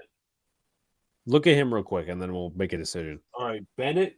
Reasons to buy in: football IQ, positional versatility. He can play safety, nickelback, and corner. Willing tackler. Reasons for concern: grabby, lower body tightness, and downfield speed. He is listed at 5'10", no 5'11". I'm sorry, and 200 pounds. Does it say a fit? Fit. He is an outside corner, a zone scheme. Jesus, what the fuck? No, I don't think so. I said we wait for Let's Kelly. Look at interior defensive line. Okay. I like Benton. That's a steal. Yeah. All right, Keanu Benton it is. All right, we're back here. Do we take an edge? Carl Brooks seems to be a steal at that position, maybe. No, you can wait, I think. Argue that Tomlinson's a steal at 94. Right, but as we said, zone heavy, and we QB could Kelly. still wait for QB Kelly. Do we take one of the edges? What about Mike? Okay. I don't think we're going to get a Mike here, but linebacker's worth looking at. We could wait till 100. Just closing that out You there. can get overshown. Nah, not a fan of him. There's Papo at 146. Ivan Pace, 107. Ventura Miller. Might as well take Papo. You can wait on that. Let's see. When's their next pick? Dorian 90, Williams. 100. Do you like Dorian Williams? He's a special teamer, in my opinion. Only a special team. Right. Okay, cool. Okay, so no. We'll move on from Mike then. I think corner's the best option at this point. I think it might But be you edge. like Herbig? Yeah. Okay. I would take Herbig here. All right, let's do that. All right. Nick Herbig. Nate Herbig's brother. All right. Here we are again. Wow. I think we take linebacker here. All right. I would take Ivan Pace. I would take Papo. Papo, it says for 146. Do you want to? No, I mean, he's I'm ranked. He's ranked 146. He's projected to be at 138. Can we wait a spot then to get him? And then 128 is our next pick. So if you want to wait till 128. I think we need to go BPA rather than. Okay. Yeah. All right. So I think BPA. BPA would be. Sam Laporta. The tight So end. on this corner thing. I mean, we could take corner. Michael Wilson still here. Yeah, Wilford at 69 is interesting. A.T. Perry's here. Tank Bigsby. KJ Henry, Jalen Jones. Shoemaker is an interesting tight end. He's more of a receiving tight end. What do you guys think of Chris Smith? Safety. I'm so on him. I used to be really high on him, but he reminds me of a lot of Jordan Whitehead. He can track the ball well, but sometimes his throwing technique is not great. I mean, we're probably going to be in the safety market now that Love is probably going to be hitting free agency. Right. What are we thinking here, Donald? I'm thinking either corner or safety. I'm really thinking that this is the point where we need to be attacking them. Okay, so let's see, is Kelly still on the board? No, he isn't. Oh, wait, maybe he is. Maybe he isn't. Nope, he's not. So we need to take Tomlinson. Yeah. Back to those All right, green John. people. We've taken safety, offensive tackle, and what else? Linebacker. Linebacker. So we got to attack, not corner. I'm sorry, interior offensive line, please. Hold up. Let me just think, because Dwayne Brown is coming back, right? Yeah. So that means Brown, Vera Tucker will be back. We'll have the new offensive tackle, Paris Johnson. Tomlinson is 4. Do we really think, is there a better interior offensive lineman than McGovern at this spot? That's a tricky question. Maybe we should have fucking taken it earlier and get John Michael Schmitz. Oluwatimi is a center. How good is he? Alex, you've done work on him? Not really, no. No. Okay. Patterson's a solid offensive lineman. He's not like, he's not like agile. He's just, he's a big boy. I've watched Chandler Zavala. Because we would need a center at this spot. Yeah, Oluwatimi is that. Reasons to buy in: experience in football intelligence, pass blocking, and the competitiveness. Lacks dominance in the run game. Lower body power is a concern, and so is flexibility. He is fit for his own scheme, so he fits what we're doing. Okay, I'll accept that. If you I know it's a bit of a reach. Let's take him. Well, when's our next pick? 145. Well, I think we're just gonna miss him. Yeah, He'll be good. Let's take him now. Let's take him. Who we taking? Oluwatimi. I think it's a good pick at this stage. All right, the Giants got like a zillion picks left. All right, so we attack corner. Maybe Mike Wilson. I would, just for the sake of wide receiver. Yeah. Right, I had another great receiver in there in our room. Let's do it. Got a zillion other picks. All right, Luca. Okay. We need depth because now we're just drafting for depth. I'm probably maybe either wide receiver or let's check it out. Defensive line. Depth? Wide receiver. Wide receiver, I'd say more. Yeah. Let's see, defensive interior. Let me look up Moro Ojimo. Kobe Turner's pretty solid. Ojimo, let's see. Fucking spell check. Damn, it's a great grade. Kobe Turner? Yeah. I'm just going to get Ojimo real quick. Ojimo. Donald's going to cream his pants when he knows Acevis is still there. Reasons to buy in: length, football IQ, effort, motor, limited production, and a scheme fit. He's a 4-3 defensive end, John. He's not an interior guy. He's a defensive end. So we don't need. I'd go Kobe Turner if I were you. Yeah, why not? Let's go Kobe Turner. Okay. All right. So the Giants with one of the zillion picks left. Let's see if this. Do you want to add another wide receiver, or should we take Shoemaker? I think we need to go tight end. Let's look at the tight ends that are available. So we got Shoemaker, we got Kuntz, we got Allen, Mallory. Armand had a comment about Kuntz, whatever the hell his name is. Yeah. He said the Jets should sign Fletcher Cox and draft Kuntz to have a very good offseason. I guess the Shoemaker would be the better. Yeah. He's been more of a receiving tight end. So there's that. And then the Jets for the final pick. John, wide receiver or quarterback? Yep. Wide receiver. I guess you get that BYU kid. No. I think the strength of our draft is in the middle rounds right now. I think we're starting. It looks to be that.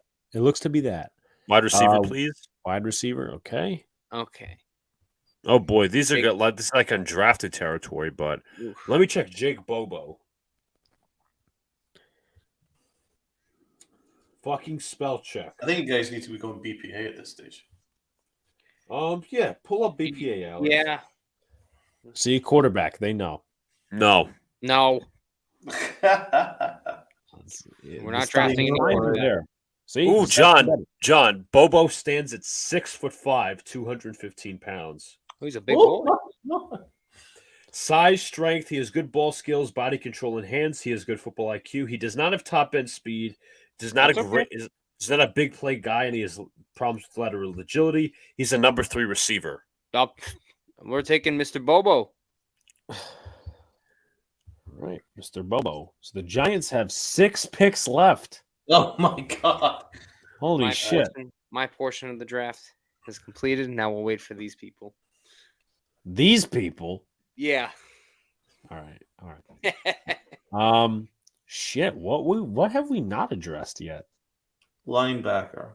Safety. Maybe Trey Dean. If we didn't take safety yet, right? I don't even think we got a linebacker. That would be very poor on our part. We'll say Aubrey Miller's still here. I've also watched D. Winters and Diabate.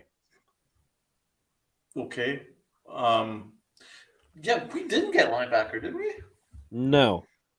We did. We in the position we were in our defense, we were not getting a mic because Campbell was gone, Sewell was gone. Yeah. Okay, so I think that which one do you like more between Miller and Winters and Diabate? Diabate showed me a lot in the bowl game. Aubrey Miller had a good Senior Bowl. Winters is also pretty decent. I just have a problem with him taking on blocks as I do Diabate. Either or could work, honestly. So Maybe Aubrey Miller. let's see. Well, let's look at the size because it's always a look.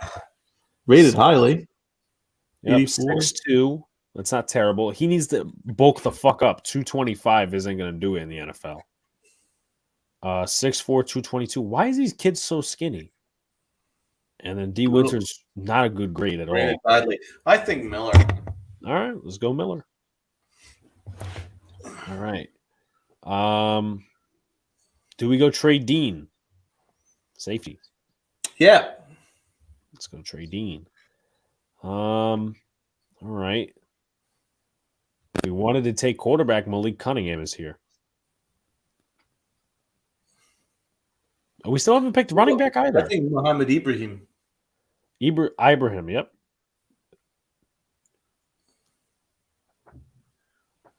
All right, so let's see what else. Yeah, it's pretty much just BPA at this point. Daniel Scott's there. Yeah, but we did pick Trey Dean. Yeah, we've almost got too many mid picks, so might as well just go and just choose BPA. Anybody in the edge or linebackers? Any more linebackers? All right, I think we let's can go with maybe boost our linebackers. Let's go with edge. Drake Thomas, maybe? Yeah, why not? At this stage, who cares? Yeah. All right, so we got linebacker. Do we draft a punter or do we sign a punter? Probably sign. Yeah. Do we get a developmental QB? Like Cunningham? Yeah. Yeah, at this stage, who cares? All right, then one final pick. What is it going to be? Well, we've kind of done everything. So, what about? What about another wide receiver? Ooh, Evan What about Holston. Evan Hull? And again, we already got a Evan running Hull? back. All right, you know what? Why not? All right, let's see how they grade our drafts. I don't think it was too bad. For what the situation we were put in, yeah. Analyzing your draft. I think it'll be a solid B. Okay. So, if we would analyze any freaking faster, You guys did have like I 10,000 think the picks. Jets had a really good draft. I think you guys had a good draft.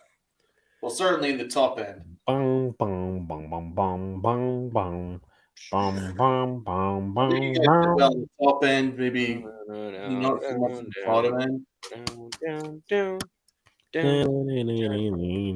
I think we were mid at the top end, but then started to get strong and I and agree. mid. Let's see. Holy see. shit! We might have to have the Jeopardy thing.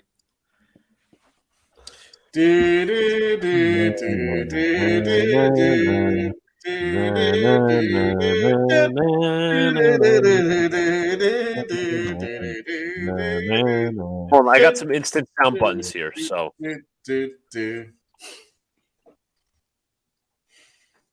Go for it, Luca.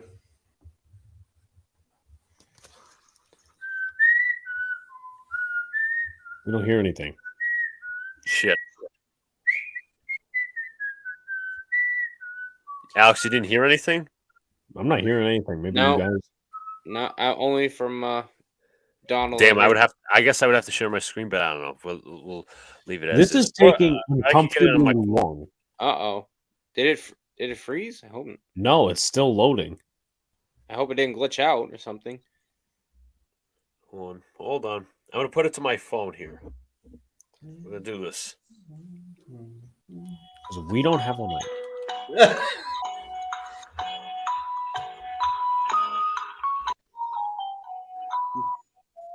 See, I knew that tune far too well because my grandma and uncle watched Jeopardy every night.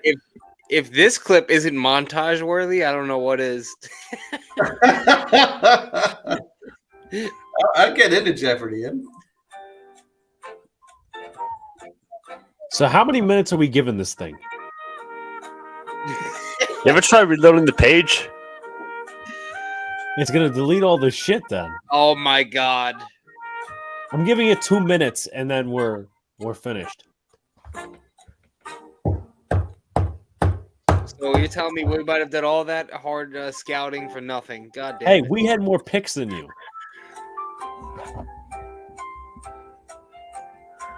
People gonna be walking in the stream. What the fuck is going on? We're just listening to Jeopardy music and staring at a loading screen.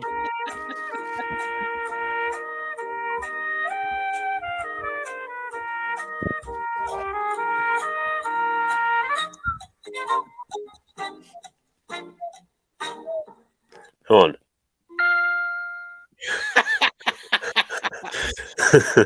Is that the fucking? You got all the noises. Yeah. Give me or a my- bad segment for 100, Alex. Hold Give on. me PFF sucks for PhD. 280. Give me PhD in understanding for 400. Maybe press refresh. Give me Jimmy Garoppolo to the Jets for 300. Give me two brothers fighting for 100. I have that already. Maybe press refresh. That's what I said. It's gonna delete all the stuff. Ready? Really? Yep. Yeah. So we'll act as if that never happened. Donald's face is like I told you it was gonna just refresh, but that's so dumb.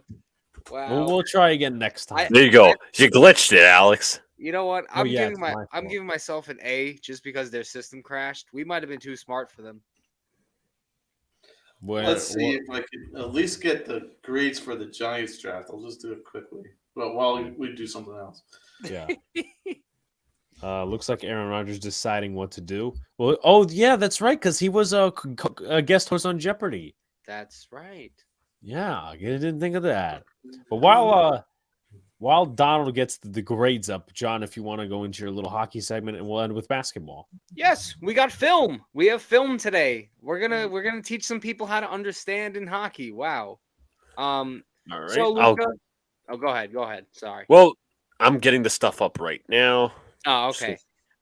So basically, the trade deadline for the NHL has been over since Friday. The additions so far for the Rangers, we added Tarasenko this year, Tyler Mott, Patrick Kane, and Nikola Mikkola, 3 forwards and a defenseman.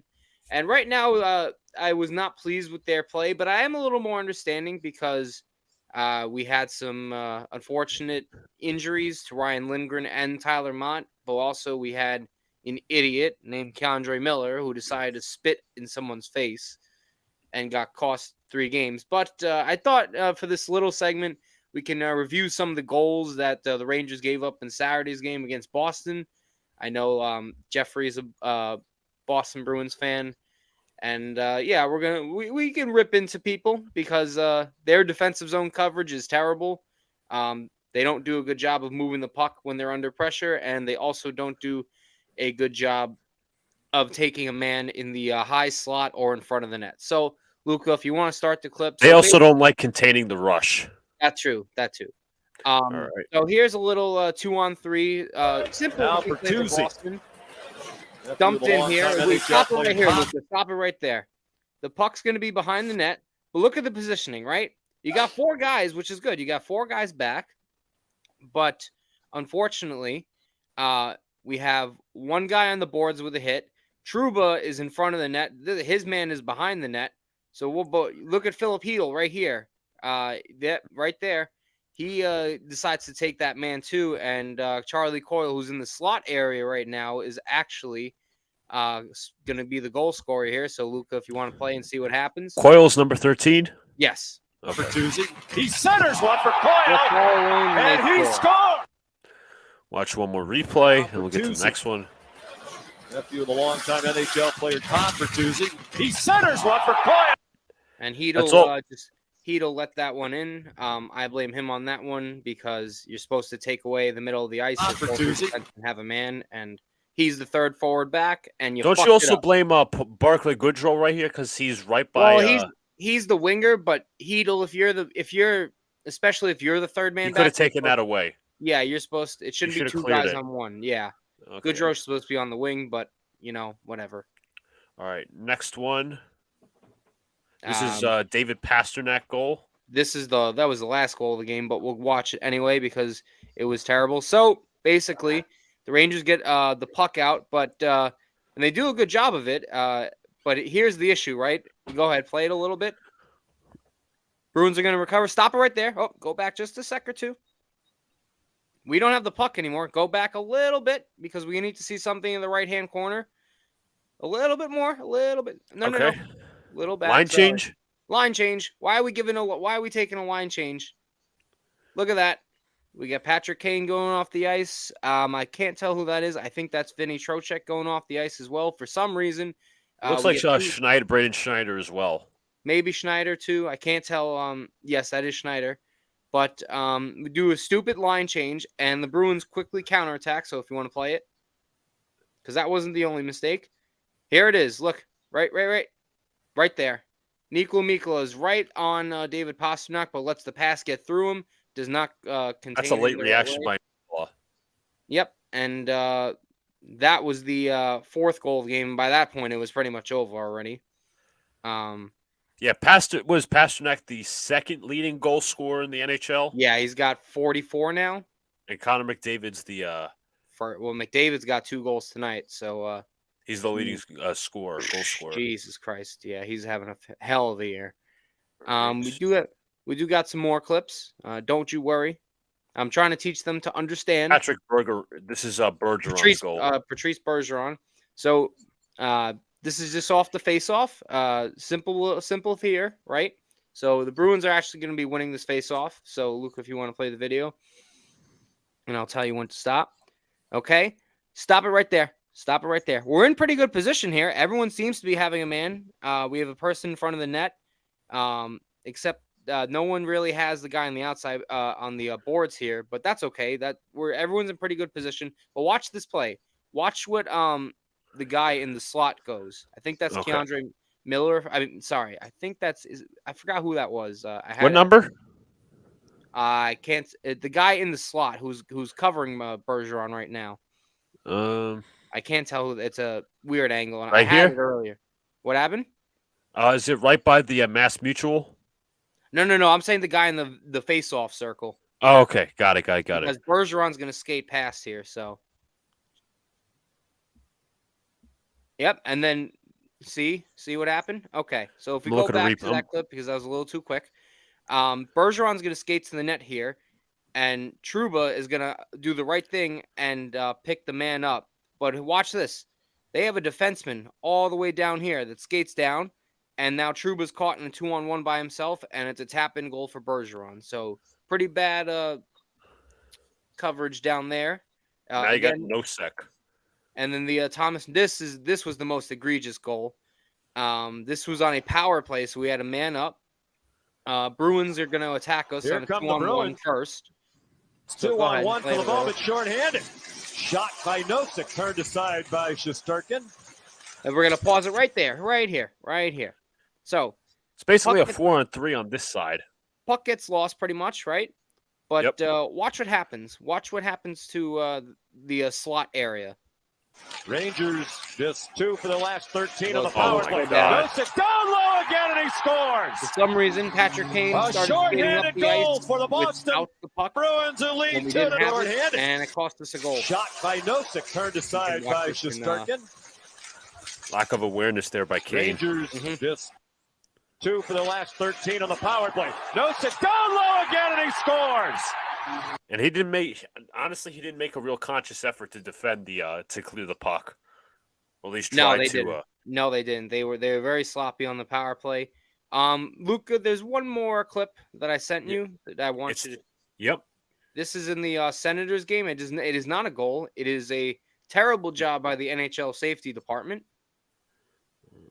All right, I'm just pulling up now. This is the Tyler Mott hit on the Austin Watson hit on Tyler Mott. This was Thursday night. Yeah, Thursday night. All right, I'm just going to pull it up. Just give me one moment. Here we go. This was a vicious hit that wasn't suspended, and it's a joke. I want you to watch number 14 is Tyler Mott. Number 16 is Watson. This is a joke how this play wasn't suspended. Watch what Watson does to Mott. Go ahead, play it. This is a little in slow motion. Boom. He takes an elbow right to the face. That is a vicious hit. And I don't know what the league was doing on that one because it cost us an injury, and Ottawa didn't get any. We got a penalty on the play, but they didn't get any suspension or fine for it. That's ridiculous. That's Bush League from the NHL right there. That was a nasty hit. He was ejected, right? I believe he was kicked out of the game, but that's all that happened. That was an elbow to the face, though. He should have been suspended. That's targeting the head clearly. He literally drove the elbow up into him. Yeah, that's just awful. Mm-hmm. So stop it right there, John. The Rangers have a couple of days before the break. What do you think is the problems with the Rangers right now? They've been kind of floating as of late. They've been sinking, not sinking necessarily, but they've been swimming. They face the Canadiens on Thursday. What do you think they need to improve? Obviously, the defense has to improve as well. Well, I think they're obviously tired from their defense because, again, they're only playing 5 defensemen. Remember, Lindgren's hurt. He's our best defensive defenseman. Miller will be back from suspension. So regardless, we'll have 6 defensemen, and not everyone will be so tired. I think they need to do a better job of simply we're not going to be playing Mikkola or Harper that much once one of them is scratched.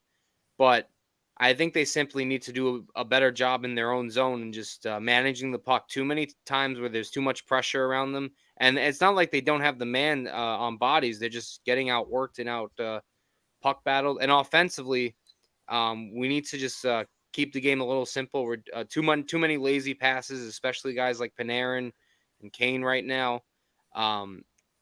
If it doesn't go, chemistry needs to go there. So I'm not going to say break up the forward lines, but if they do, they're going to have to try and change something for this playoff run because it didn't look pretty the other day in Boston. Evan says the Devils are the better team right now. I'll give him that. I don't know if they'll win a playoff series because I still don't know about their goaltending. I want to see that. I think, Evan, your Devils are a very good team. They picked up Timo Meier. who's a really good goal scorer. Jack Hughes is incredible. Their defensive core is incredible with Hamilton and Siegenthaler, the Rocks at the blue line. I like Jesper Bratt too. I think he's a very good goal scorer. So we're going to see how that plays out for New Jersey. But again, they're a young team. They're not they don't have a lot of guys with playoff experience. So keep that in mind. Yeah, definitely. I got to ask you a curious question. Obviously, Rangers was your first team to watch. What did you think of John Tortorella growing up? I respect him, but I think he's a bit over his head at times. Just because right now he's with Philly, and Philly's in free fall. I mean, Philly might be one of the worst teams in hockey, but Torcy's old school. And I agree with some of his points. I like how he takes physicality into the game real seriously over skill, but I think you need a mix of both in this game. It's a speed and skill game now. It's not like the 70s and 80s where guys are fucking trucking each other and bashing into each other.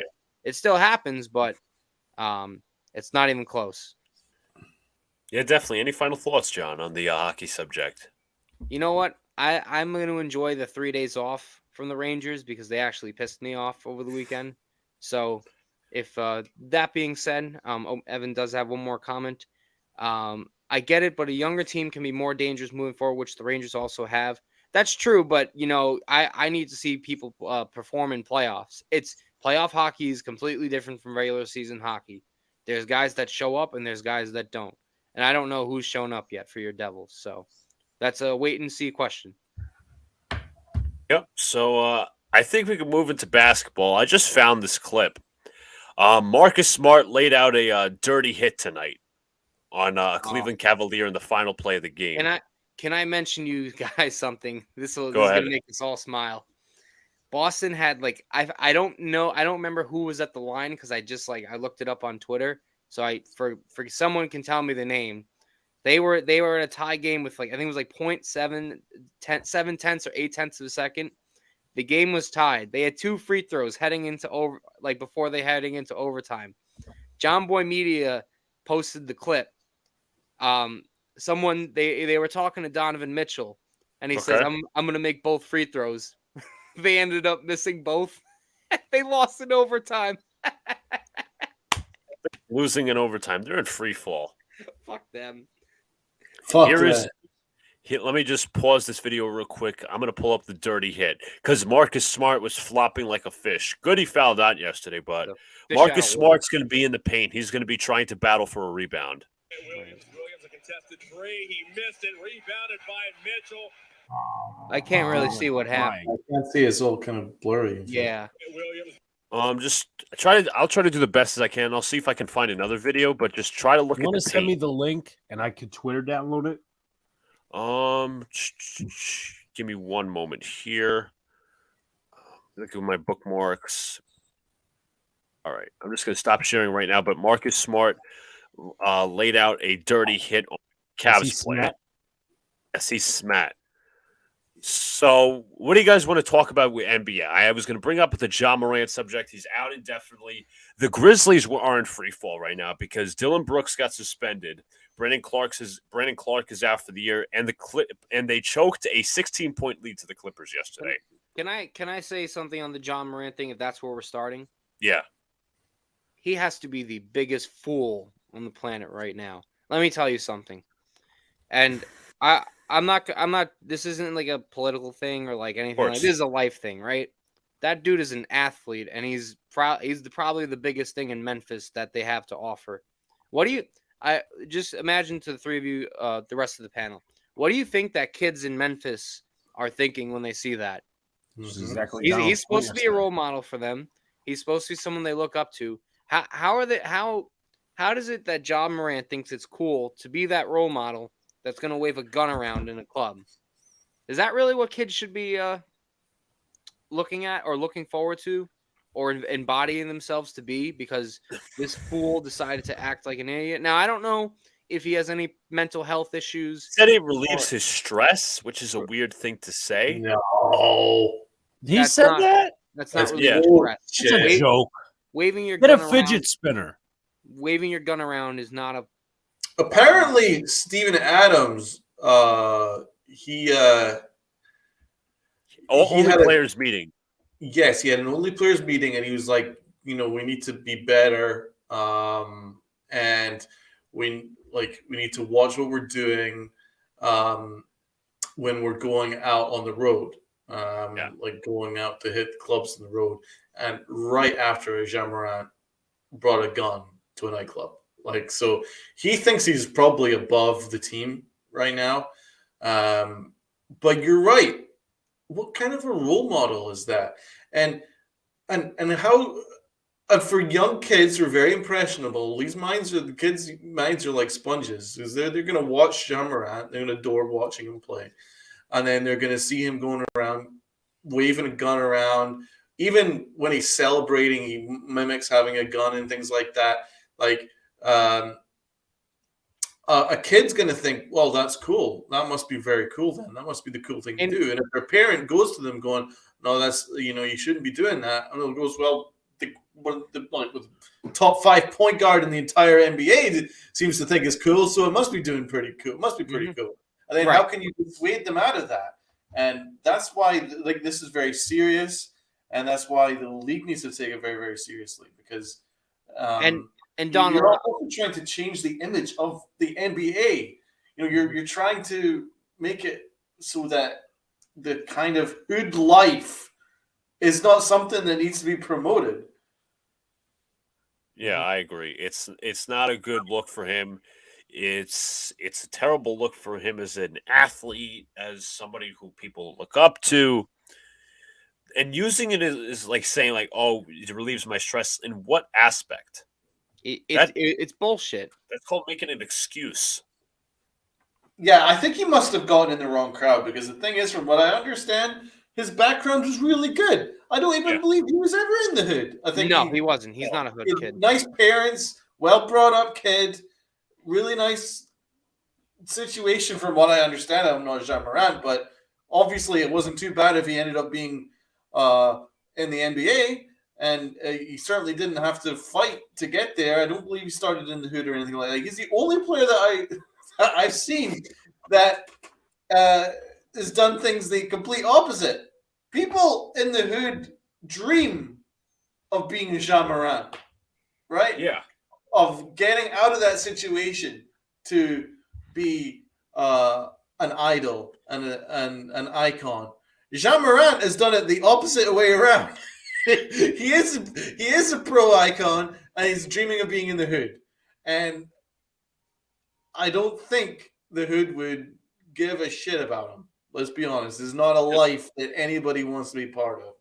No. So he ain't cool. And I'm very concerned about it, because it's not a good image for kids. No, definitely. Just some other NBA news before Alex pulls up the clip. Klay Thompson is 2 3-pointers away from passing Paul Pierce on the all-time 3-pointer list. He ranks 12th on the NBA list with 2,142 3-pointers. He's 2 away from moving to 11th.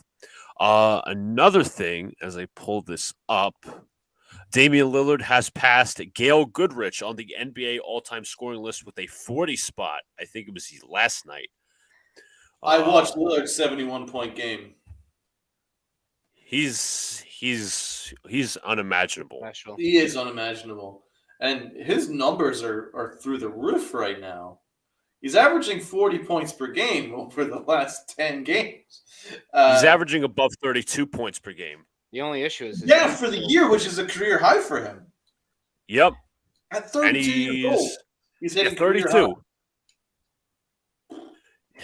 He's just unbelievable, man. If only his team was better. Yeah, true. Let me look at the NBA standings real quick just to get an update. I think they're like 11th, if I'm not mistaken. I checked them this morning. I think they're 11th. They are currently tied with the Utah Jazz for record, but I think the Jazz have the tiebreaker. It must be a head-to-head kind of thing. They're also tied with the Lakers for record, so it's 31 and 34, both 11th and 12th seed. The Thunder have moved down to 13th. Some other updates. The Heat are back in 7th. Nothing has changed really in the Eastern Conference. So that's how it is. The Bulls are trending down. Pacers remain the same. The LA Clippers have moved now into 8th in the Western Yeah, Conference. they've lost every game since Russell Westbrook became their point guard. Yeah, definitely. Dallas is now 7th, so maybe they jump the Minnesota Timberwolves, who are only a half game ahead. The Warriors have jumped into the 5 seed as of right now, although they did just take an L from a LeBron-less Lakers team. Anthony Davis. That's a big L. That's a big L. Like, they shouldn't be losing that. But Steph Curry on the court, without LeBron James, you can't be losing games like that. Anthony Davis, I think, had like 30-something points last night. I think he was the main option. LeBron was out. And the Phoenix Suns have moved into 4th place, with Kevin Durant. And another thing was the big Devin Booker beef. Yeah, I saw from that last night. Obviously, Devin Booker was trolling Luka after he missed the game-winning shot, and those two had some words. I'm surprised that there wasn't a tag given for that. Yeah, there's been I agree. I thought they would, especially since it's after the game is over. As an NBA fan, I kind of like that. Yeah, I do like that. In my honest opinion with this league, I think it's too buddy. And I kind of want to see stars, get in each other's face. Be mad. Go after each other. And you get to see that there between an exchange between two fantastic players. So yeah. I like Doncic's response. He's like, I don't mind it, but next time, how about you start talking before there's 3 seconds left? Yeah, he said everybody's acting tough when they're up in the game, which I completely agree with. I mean, there's nothing much you could say there. Alex, let's roll the tape. So maybe it is better quality, maybe it's not. Hold on, let me pause this real quick. Alex, let me run this. Here we go. Grant Williams takes the shot right on Evan Mobley. Marcus Smart's in the paint. Look what happens to the Cavaliers defender. Marcus Smart. Oh! Did he throw him? Oh, my God. Let's watch that again. Who did he throw? I think it was Lamar Stevens. Oh! Nope, that wasn't Stevens. Isn't that a wrestling? That's a dirty. I'm surprised he's vile. Oh, what a vile human being! I'm surprised he hasn't been fined yet. He should be. That's actually Isaac Okoro. He just Let's watch that again. Honestly, he should get a game or two. Just especially it's like 5 seconds left. Like, what are you doing there? Exactly. Like, that's not a basketball. That's not a basketball move to play. No brawl. What? Well, I don't know if people saw it. It didn't look like people did. No one was around him. Smart. I mean, like prior to yesterday's game, I had the utmost respect for him. Now I just think that he spends the entire game being dirty, being a troll, and just flopping like a fish. He's a fish out of water. Yeah, he is. He's flopping like a fish out of water. Smart tonight. Listen to this. 11 points, -8 from the court, 4 of 17 from the field. Oh my God. I could have been better than that. 3 of 11 from downtown. How much from the free throw line? He didn't take any free throws. He was 3 for 11 from 3, 5 assists and 2 steals, 1 block and 3 turnovers. Where did we rank him? Can you remember? It was like the 5th. I can actually pull that up. Actually, was it 11 to 15 or 16 to 20? Because he needs to be in the 20 range. Point guards NBA 2023. I'll pull it up. Perhaps I'm going to download it. He might need his own tier. Marcus Smart. We put Marcus Smart in the 11 to 15 tier. Oh no, he's to move. You want to change that? Because I have the tier maker up. Send him down. Relegate him.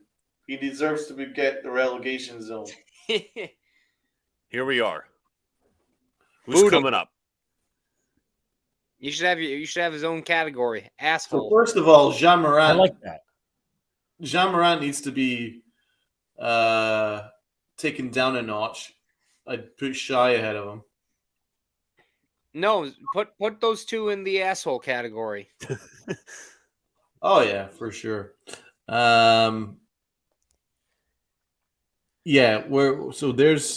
Yeah, he's definitely not 11 to 15. He needs to, I would even put Van Fleet or even Chris Paul ahead of him.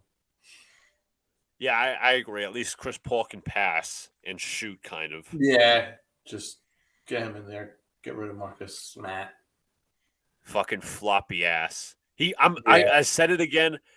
I'm glad as hell he got exposed in the finals. And quickly was taking him off the bounce yesterday. Yeah, where's Quickly on this list? He's a point guard. I guess they only threw the starters in. That's true. But Tyrese Maxey isn't a starter. That's true. I guess they're sleeping on the Quickly. And I got to say this for the record. If you do not believe Emmanuel Quickly should be sixth man of the year, I don't know what you're saying. Unquestionably sixth man of the year, without a doubt. Oh, yeah. Without a doubt, man. Like, what Quickly's done in his last 10 games is insane. His range is incredible. I think over his last 10 games, I can get the stats, but at the top of my head, he's averaging 18 points per game on 54% shooting from the field, 45% from three, and he's just been phenomenal. Let's see. Scoring splits, usage. Let me check his splits real quick. It's on ESPN. The biggest part, I always bring this up, his shot diet is much more balanced, which has advanced his game. He's not taking floaters and threes anymore. It's everything. Floaters, mid-range jumpers, diving into the paint. So his last 5 games, he's scored, this is from Boston to the New Orleans game, the blowout, 38, 21, 15, 23, and 13. All field goal percentages above 50%. Hot diggity damn. And all except for one game, every game has been a positive. So he's been nothing short of amazing. 32 of his last 35 games, he's got double figures in scoring. I mean, is there really an argument against it? No, I mean he's the guy, man. Like it's between him and Brogdon didn't play, and he almost put up 40. So, like, I think that ends the debate, in my opinion. And Ian Begley says there's no scenario where Quickly does not get an extension from the Knicks. So they're very high on him, obviously. Good. Question is, how much would you pay him per year?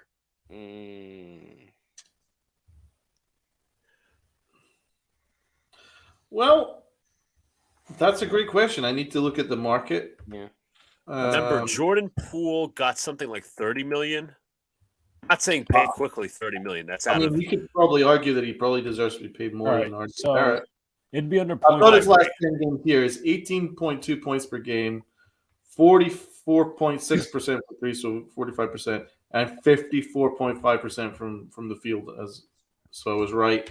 4.1 rebounds and just under 3 assists, all off the bench. That's magnificent stuff.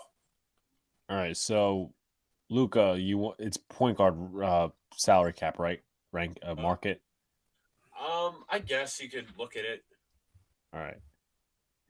So the Knicks trade RJ Barrett. Evan asks. If he doesn't find his role at the second half of the season, I would be down. Yeah, trade him in the offseason. So you got the top 7. It's Curry, Lillard, Irving, Doncic. Actually, let me see. It's 2000. Look at the 30 million range. 30 million. So you got 33 Holiday, 31 Jamal Murray, 31 Russell, 30 is Shai Gilgeous, 30 is De'Aaron Fox, 28 is Chris Paul, 28 Kyle Lowry, 27 Jalen Brunson. What about shooting guard? Because they'll sometimes tie it in. Look around the 30 million range for shooting guard. Which one? 30 million range for shooting guard? All right. Shooting guard. Okay. So you got Brent, 30 million range.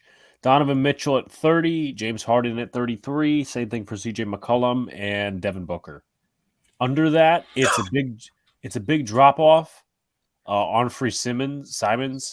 Anthony Simons. Anthony Simons, 22, and then 21 What's for he Buddy getting paid? Hield. What's Simons 22. getting? I think that's Quickwood's range. Definitely. On Fernie Simons, because Fernie Simons is really good. Similar role, 6-man scorer kind of guy. I think you pay him in the 22 plus range. Also in NFL news, the Raiders have tagged Josh Jacobs. Shocker. Yeah. Basically all the running backs have been tagged, right? Tony Pollard. Tagged. Yeah. Henry's being shopped. That's a shocker. I don't get that. So, am I right to believe that the Giants basically have to extend Jones by tomorrow morning, or else Saquon Barkley's gone? Because you can't tag him and tag Jones. Yeah. I mean, I just don't see them getting an extension for both of them without the franchise tag being something there. Because you could franchise tag somebody and then put them on a long-term deal and then take the tag off. That's what they did with Leonard Williams. But yeah, so they need to put somebody under the tag. Let's go back to our basketball segment. Yes. What else you guys want to talk about? I'm not sure if there's a lot of buzz going around. I think the Suns are the buzz. I think you can make a sneaky case that they're going to go to the NBA Finals. I think there is too. It's either them or Denver.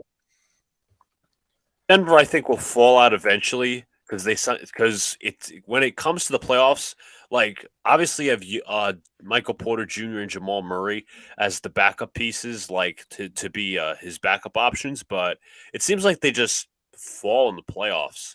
Like last year, it was just Jokic only. And Aaron Gordon was invisible. All those guys exactly, I agree, man. Like, I like Denver, but I just don't trust them in the playoffs. I'm with you on this. No, yeah, you're right. We're going to have to see it. Y'all cannot sleep on the Kings. I don't think they've got the star that's going to put them over the... Very, very good season. I mentioned it in the chat. I mentioned it in your Friday show. I think Mike Brown should be the coach of the year. Absolutely. Yeah, no doubt, man. They're an awesome team. I just think that you probably need a star to close out. They need a number one guy. Yeah. I'm not sure if De'Aaron Fox is that. So I think Fox and Sabonis are definitely number twos. Like, don't get me wrong. Like, they're star level players. It's 1-2 punch. Very good team. I like the Suns because I think Durant has just hit the ground running. I think he's hit like at least 35 points every single game so far. No, the Sun. Booker's been great since Durant's come because it's opened up more space for him. Maybe the space has been nice. Sorry, Angry. The Chris Paul trade. I'm sorry, not the trade. The curse might be over. Right. That means you have Ayton. You have Booker. I'm just worried, like, what if it all goes awry? What if their bench doesn't work out? That's my question. Like, obviously you have Durant, Ayton, Paul, and Booker. That's a very good four. That's actually an elite four, if you want to be honest. But I'm just curious, will Kevin Durant win his championship as the number one option? Well, I think he's always the number one option no matter where he goes, let's be honest. He's got such a high basketball IQ that he's willing to change his game in order to make whatever situation work. Like, he was never the problem in Brooklyn.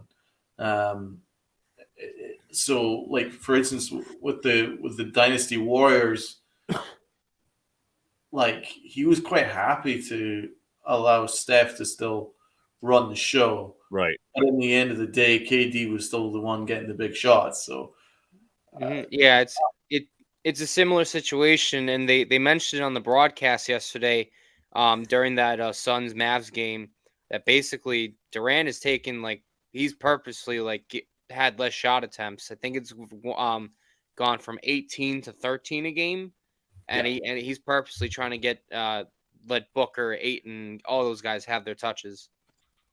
But yeah, I mean, if Durant had the kind of usage as say at Dame Lillard, he would put up the same number of points. Oh yeah, no, of course, Such yeah. a great On scorer. any team, he can. Oh yeah, for sure. He could average 30 in his sleep if he really wanted to.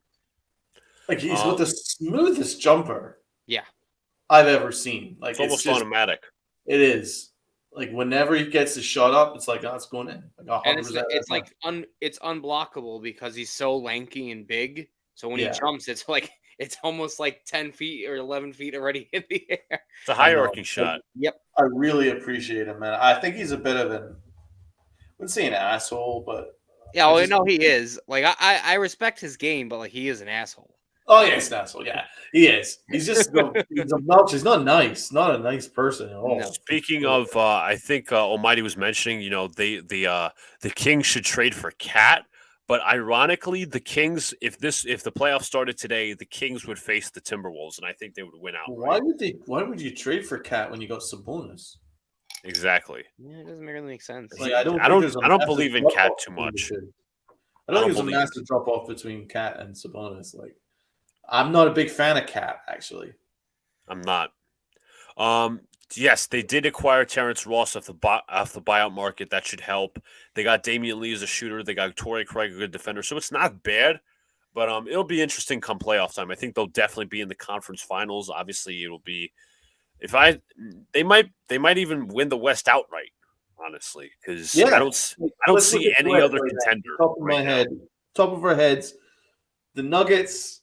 Gotta see it. I don't trust them in the playoffs. I think they're the deepest. I think they could maybe make it a conference finals. I just don't know. They've never really shown me anything in the playoffs before. Then Dallas? They don't play any defense, so I don't think they're in the conversation. The Suns, I think they're the deepest, and I think they've got the highest upside. I think they are right there. And Memphis, I don't think that they're serious now, especially with this problem with Ja Morant and all this stuff, whatever going on in his head. So I think that I'm thinking about the Suns right now. I can't think of anyone else. I think the Suns lead the way in the Western Conference. I don't see anybody else getting out. Only thing is he could turn over the ball too much when the double team comes. Well, they don't have to double team him, honestly, because he's playing a lot off ball. You got Devin Booker. He's got options that he could spread it to. So I don't think Nuggets coming out of the West. I don't think so, Evan. As Donald said, I don't believe in them in the postseason. Jokic can turn on, but nobody else does. Mm-hmm. Is the Knicks championship window open next season? Well, you got to start pivoting towards it. You got to start winning. You got to start trying to contend sometime. Obviously, there's a whole lot of shit that's got to happen. But let me ask you this. John and I were debating this about a week ago or two, Donald. If the Knicks win a playoff series, are you open to keeping Tom Thibodeau an extra year? I'm already on board with keeping him an extra year. I think he deserves it. No, that's fine. I happen to agree with that. I don't think you can possibly come up with an argument if they get the top six and make the playoffs. I don't think you can say, all right, you're fired. I mean, we have to remember where the Knicks have been over the last 2 decades. But he's by far the Knicks' best coach that we've had since Jeff Van Gundy.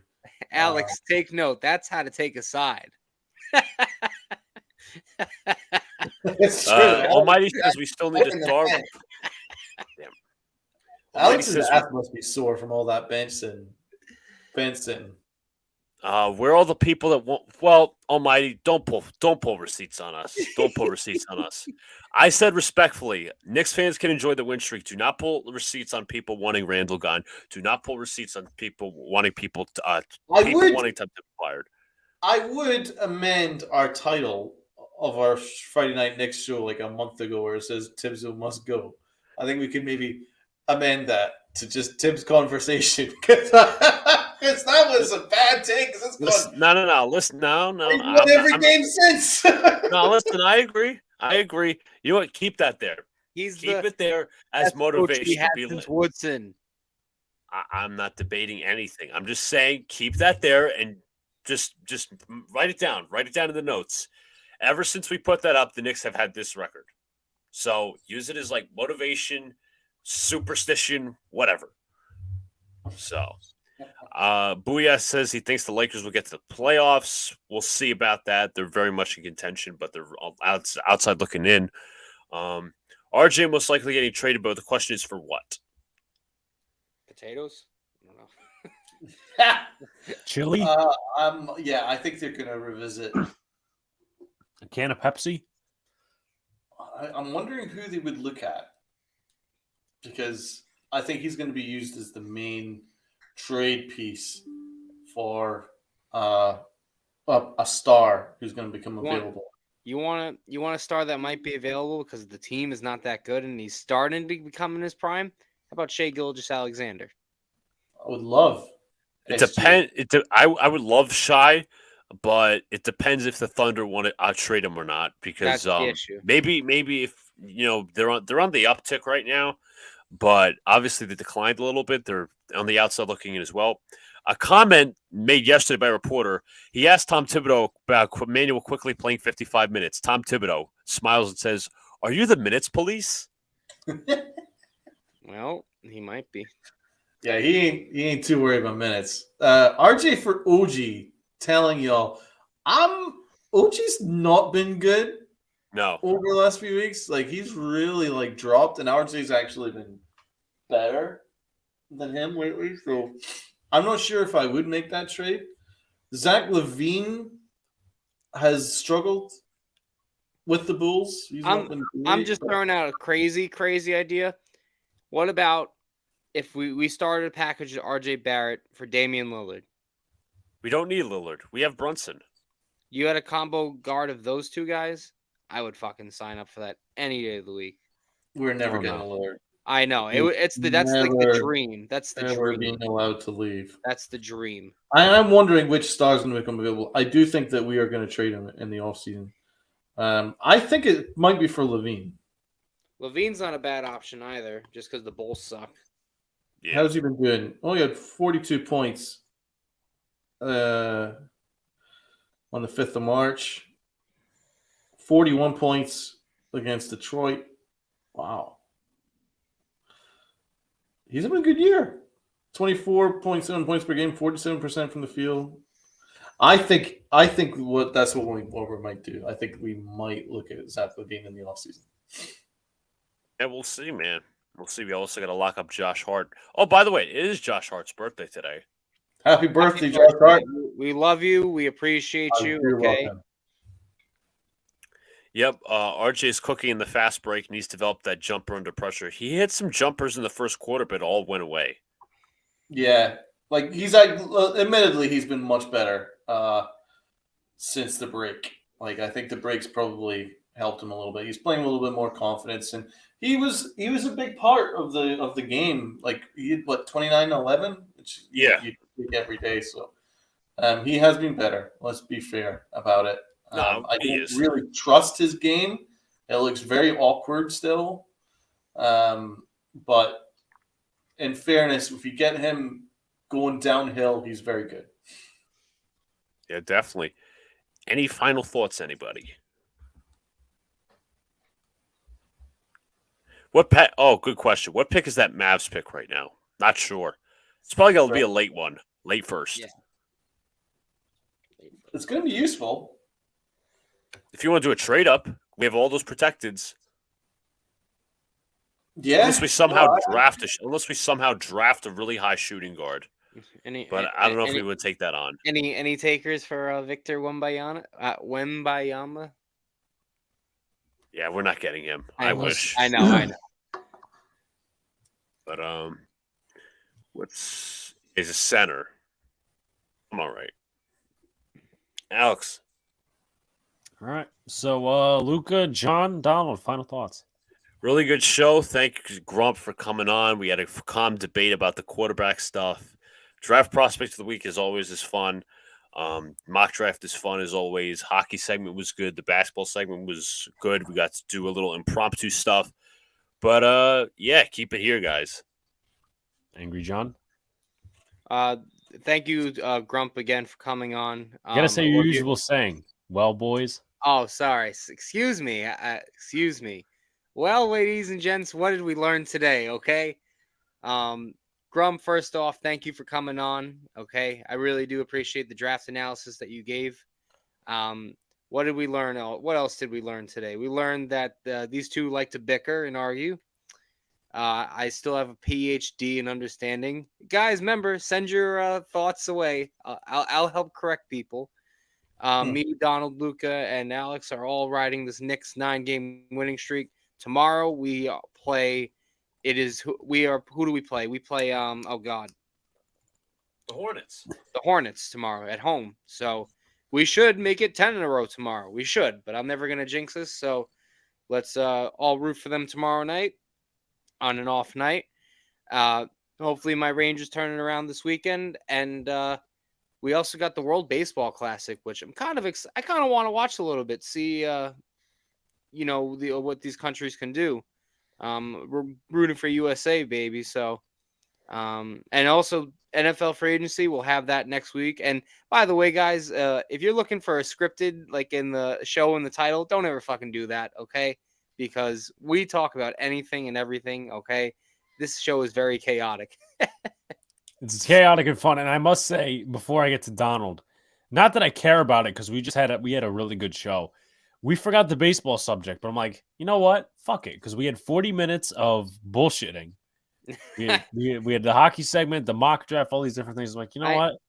I think Donald's okay without talking about his Yankees for one night. Your final thoughts, Donald? Based on his facial. Yeah, I think I could live without the Yankees for a couple hours. It'd be nice. We got the Aaron Hicks clip. That's all I needed. That's probably the only spring training I've watched since that clip, and then me just hating on the man. Breaking 30 news, for 30. It's not major breaking news, but we're not the only one to have the PFF mock draft simulator fuck up tonight. Big Dash. Yeah, no. I did it again, exactly as we did it, and it just keeps loading. So there's a glitch. There's a glitch. So we didn't break it. It is what it is. You break it. But any more final thoughts, Tom? My final thoughts. This is the best show on YouTube. Prove me wrong. Made a wall. Let's keep going. Let's get to a 1K. I'm looking forward to the 1K threshold and then climbing from there. And yeah, I mean, obviously tomorrow is quite a big day. If you're a Giants fan, you have to see what happens with Daniel Jones. I'm going to try and stay in control with this situation. Just take whatever happens and just try and move forward with it. I'll work on that. But we'll see what happens. I really hope Saquon stays, so that's my priority. And most importantly, go New York, go New York, go! Go New York, go New York, go! Go New York, go New York, go! Go New York, go New York, go! Nice. That was smooth. Anyway, we'll work on that timing. Yeah, we got time. Anyway, like, comment, subscribe to all the good stuff. If you haven't already, check out the Just Giants podcast. Check out Football Grump. All that stuff is in the description. Also, Angry John's Twitter, so you could have the experience of understanding with Angry John. Professor Angry John, that is. So, on the road to 1K, I put out a mock draft earlier today. I apologize for not being in the premiere chat. Put out a couple of shorts, and you definitely bet there's going to be some content tomorrow with all the nonsense going on in Giant Land. But we appreciate you guys. We're at 940. We're 60 away. I think March 30th is our deadline-ish. So we got 24 days for 60 subscribers. We can get there. Trust me. But we appreciate your support, guys, and we will see you next time. Peace.